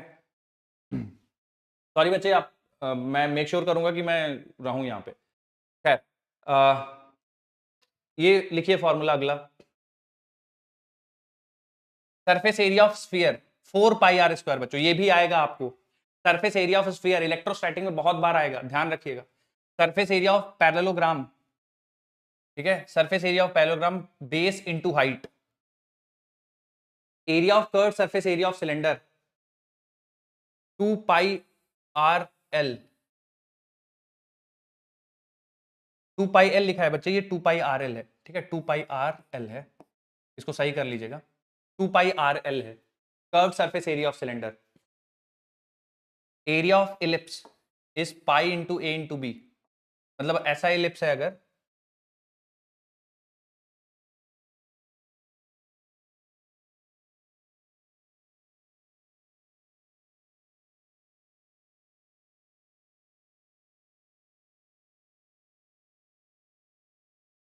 ये बी है और ये साइड ए है, तो बच्चे एरिया जो इलिप्स का होगा वो pi into A into B, मतलब semi semi major axis into semi minor axis, pi into A into B.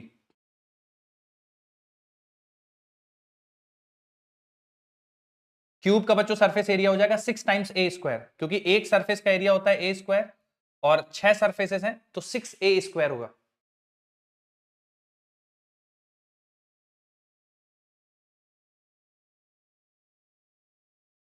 Surface area of a cube is 6 a square.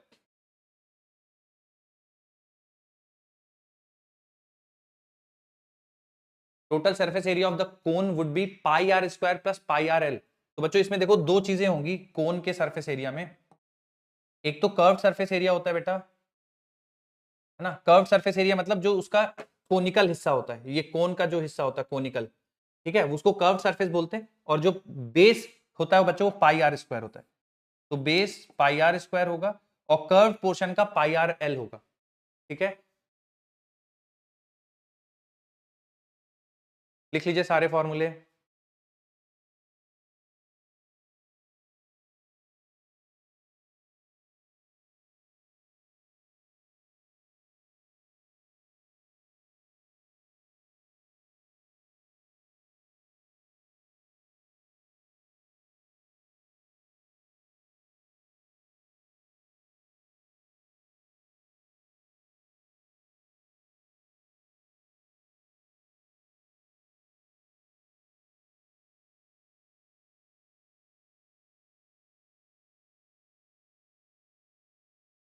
बोलिए बेटा।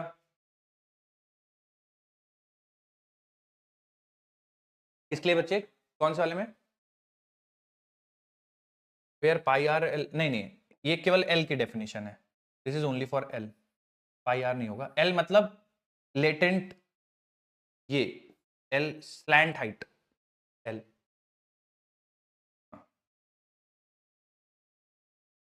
Under root R square plus H square.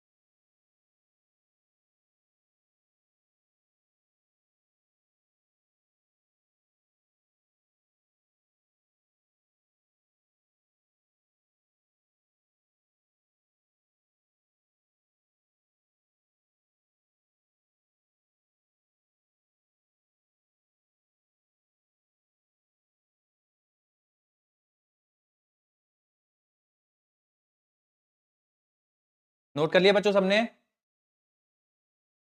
एक बार बता दो मुझको।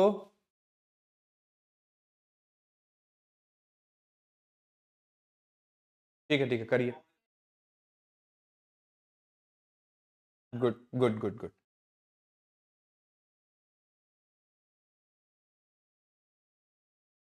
Very good बेटा। बच्चों इसमें ना हम लोग का बेसिक मैथ्स कंप्लीट हो चुका है। एक चीज रह जाती है छोटी सी, लॉग। तो मैं कल आपको लॉग के बारे में पढ़ा दूंगा, आने मतलब लगभग 15 मिनट का डिस्कशन होगा, 15 से 20 मिनट का। लॉग के बाद फिर हम लोग वेक्टर्स शुरू करेंगे, ठीक है? तो कल नया चैप्टर की शुरुआत होगी, वेक्टर्स। थोड़ा सा लॉग रहेगा तो उसका डिस्कशन मैं आपके साथ कर दूंगा। बच्चों मैं डीपीपीज हम लोगों ने कहां तक करी, मुझे एक बार बता दो। मैंने कल आपको शायद रेजिस्टेंस वाला क्वेश्चन कराया था, है ना?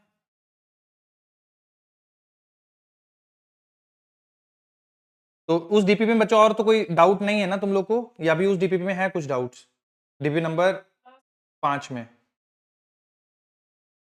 डीपी नंबर 5 ऑल गुड है ना बच्चों? डीपी नंबर 5,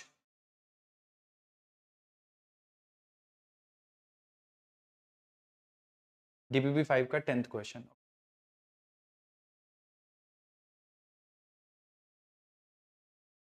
बच्चों एक एक और स्लाइड रह गई यार फॉर्मूले वाली, ये भी कंप्लीट करते हैं फिर वापस आएंगे। Volume of rectangular slab, slab मतलब बच्चों क्यूबॉइड, क्यूबॉइड टाइप का स्लैब, मतलब ये जो डायग्राम में बना है। Volume of rectangular slab, length into breadth into height. तो बच्चों मान लो इसका विड्थ ए है, और ये बी इसका लेंथ है, और विड्थ ए है, और हाइट मान लेते हैं बच्चों टी है, ठीक है? तो इसका जो वॉल्यूम आएगा वो ए बी टी आएगा, ठीक है? जो वॉल्यूम आएगा वो ए बी टी आएगा। Volume of cube, A cube, side का cube. Volume of sphere 4/3 pi R cube. बच्चों ये याद रखना, बहुत सारे बच्चे कंफ्यूज हो जाते हैं। 4/3 पाई आर क्यूब वो स्फीयर का सरफेस एरिया बोल देते हैं, तो ध्यान रखना volume of sphere is 4/3 pi R cube. Volume of cylinder बच्चों पाई आर स्क्वायर एल या पाई आर स्क्वायर एच, जो भी आप याद रखना चाहो, पाई आर स्क्वायर एल या पाई आर स्क्वायर एच। कोन का जो वॉल्यूम होगा बच्चों 1/3 पाई आर स्क्वायर एच है, इन्होंने क्यूब लिख दिया बेटा, मैं लिख देता हूं यहाँ पे, volume of cone is 1/3 pi R square H. Volume of cone 1/3 pi R square H.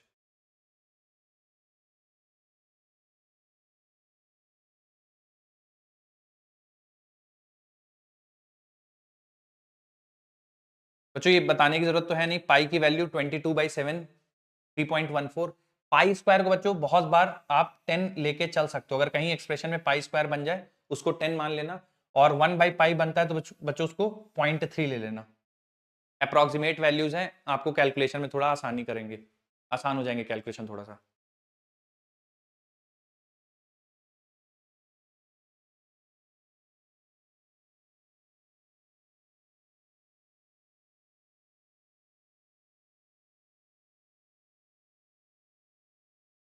हाँ बेटा ठीक है। एक बच्चे ने 10th पूछा है और एक ने 5th पूछा है। बेटा जिन्होंने 10th पूछा है डीपीवी 5 का 10 क्वेश्चन, बेटा आपका डाउट क्या था इसमें? Time period of oscillation of pendulum 2.5 second given है, ठीक है? और using a stop watch with least count 1/2 second. तो बेटा जो आपका टाइम पीरियड लिखने का तरीका होगा ना टी, वो कुछ ऐसा लिखेंगे आप 2.5 प्लस माइनस 0.5। तो बेटा आप रिलेटिव एरर या परसेंटेज एरर आ जाएगा बच्चे जिन्होंने भी 10th पूछा है, सीधे सीधे error divide by true value into 100 आ जाएगा बेटा। अब क्वेश्चन नंबर 5 बच्चे, क्वेश्चन नंबर 5 में क्या डाउट है आपको? Length in the measurement of length systematic error is in the 100 observation is x, then the systematic error in the 10 observation। बच्चे फिर से x रहेगी, ऐसा कैसे सर, क्यों सर? क्योंकि बेटा देखो, आप मान लो एक आपके पास फॉल्टी वेइंग स्केल है, ठीक है, फॉल्टी वेइंग स्केल है, मतलब उसमें कुछ भी नहीं रखो तो 100 ग्राम रीड कर रही है, ठीक है, तो आप जितनी बार भी बच्चे उसमें सामान रखोगे तो 100 ग्राम का रीडिंग दे देगा वो, मतलब जैसे 200 ग्राम रखोगे तो 200 प्लस 100 देगा, 300 ग्राम रखोगे तो 300 प्लस 100 देगा।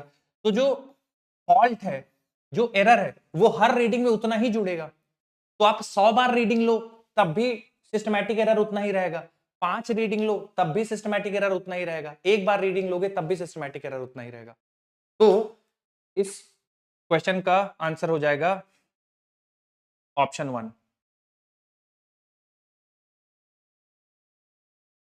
ठीक है बच्चों, डीबी 5 से सब क्लियर है ना सबको? डीपीपी 5 से, चलो डीपीपी 6 अटेम्प्ट किया है क्या बेटा? डीपीपी 6, डीपीपी 6 में पहला क्वेश्चन हो गया बच्चों सबको, पहला वाला, दूसरा वाला हो गया, दूसरा वाला, तीसरा भी हो गया बेटा, तीसरा, चौथा, चौथा, पांचवा, वेरी गुड, छठवें में डाउट है, ठीक है।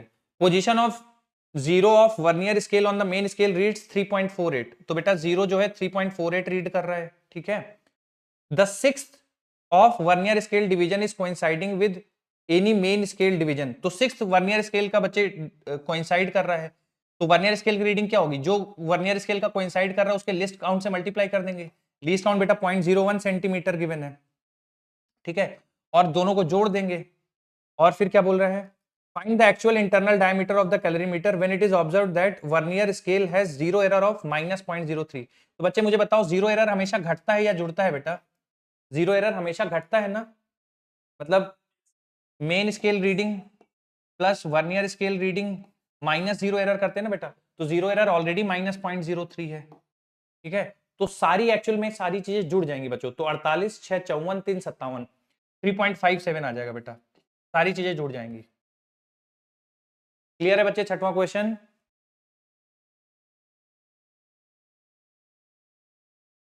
जिन्होंने छठवां डाउट पूछा था बेटा क्लियर है?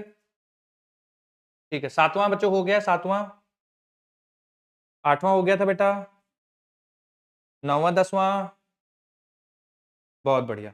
कल बच्चों मैं मिलूंगा तो आपसे सातवां डीपीपी डिस्कशन कर देंगे, आज के लिए बस इतना ही। कल होमवर्क में बच्चों जिन्होंने अटेम्प्ट नहीं किया है डीपीपी नंबर 7 अटेम्प्ट करके आइएगा, और कल मैं लॉग पढ़ाऊंगा पहले 15 मिनट, फिर वेक्टर की शुरुआत होगी। जो बच्चे, सुन लो मेरा बेटा एक मिनट, जो वेक्टर पहले आप पढ़ चुके बच्चों कहीं पे भी किसी भी क्लास में, जो भी आपको इन्फॉर्मेशन है वेक्टर के बारे में एक बार पढ़ के आइए, बहुत अच्छे से समझ में आएगा। ऑल द वेरी बेस्ट, ठीक है बच्चों, मिलते हैं हम लोग अगली क्लास में। थैंक यू, राधे राधे बेटा, राधे। थैंक यू बेटा, thank you so much, bye bye, thank you, नमस्कार बेटा, नमस्कार, बाय बाय।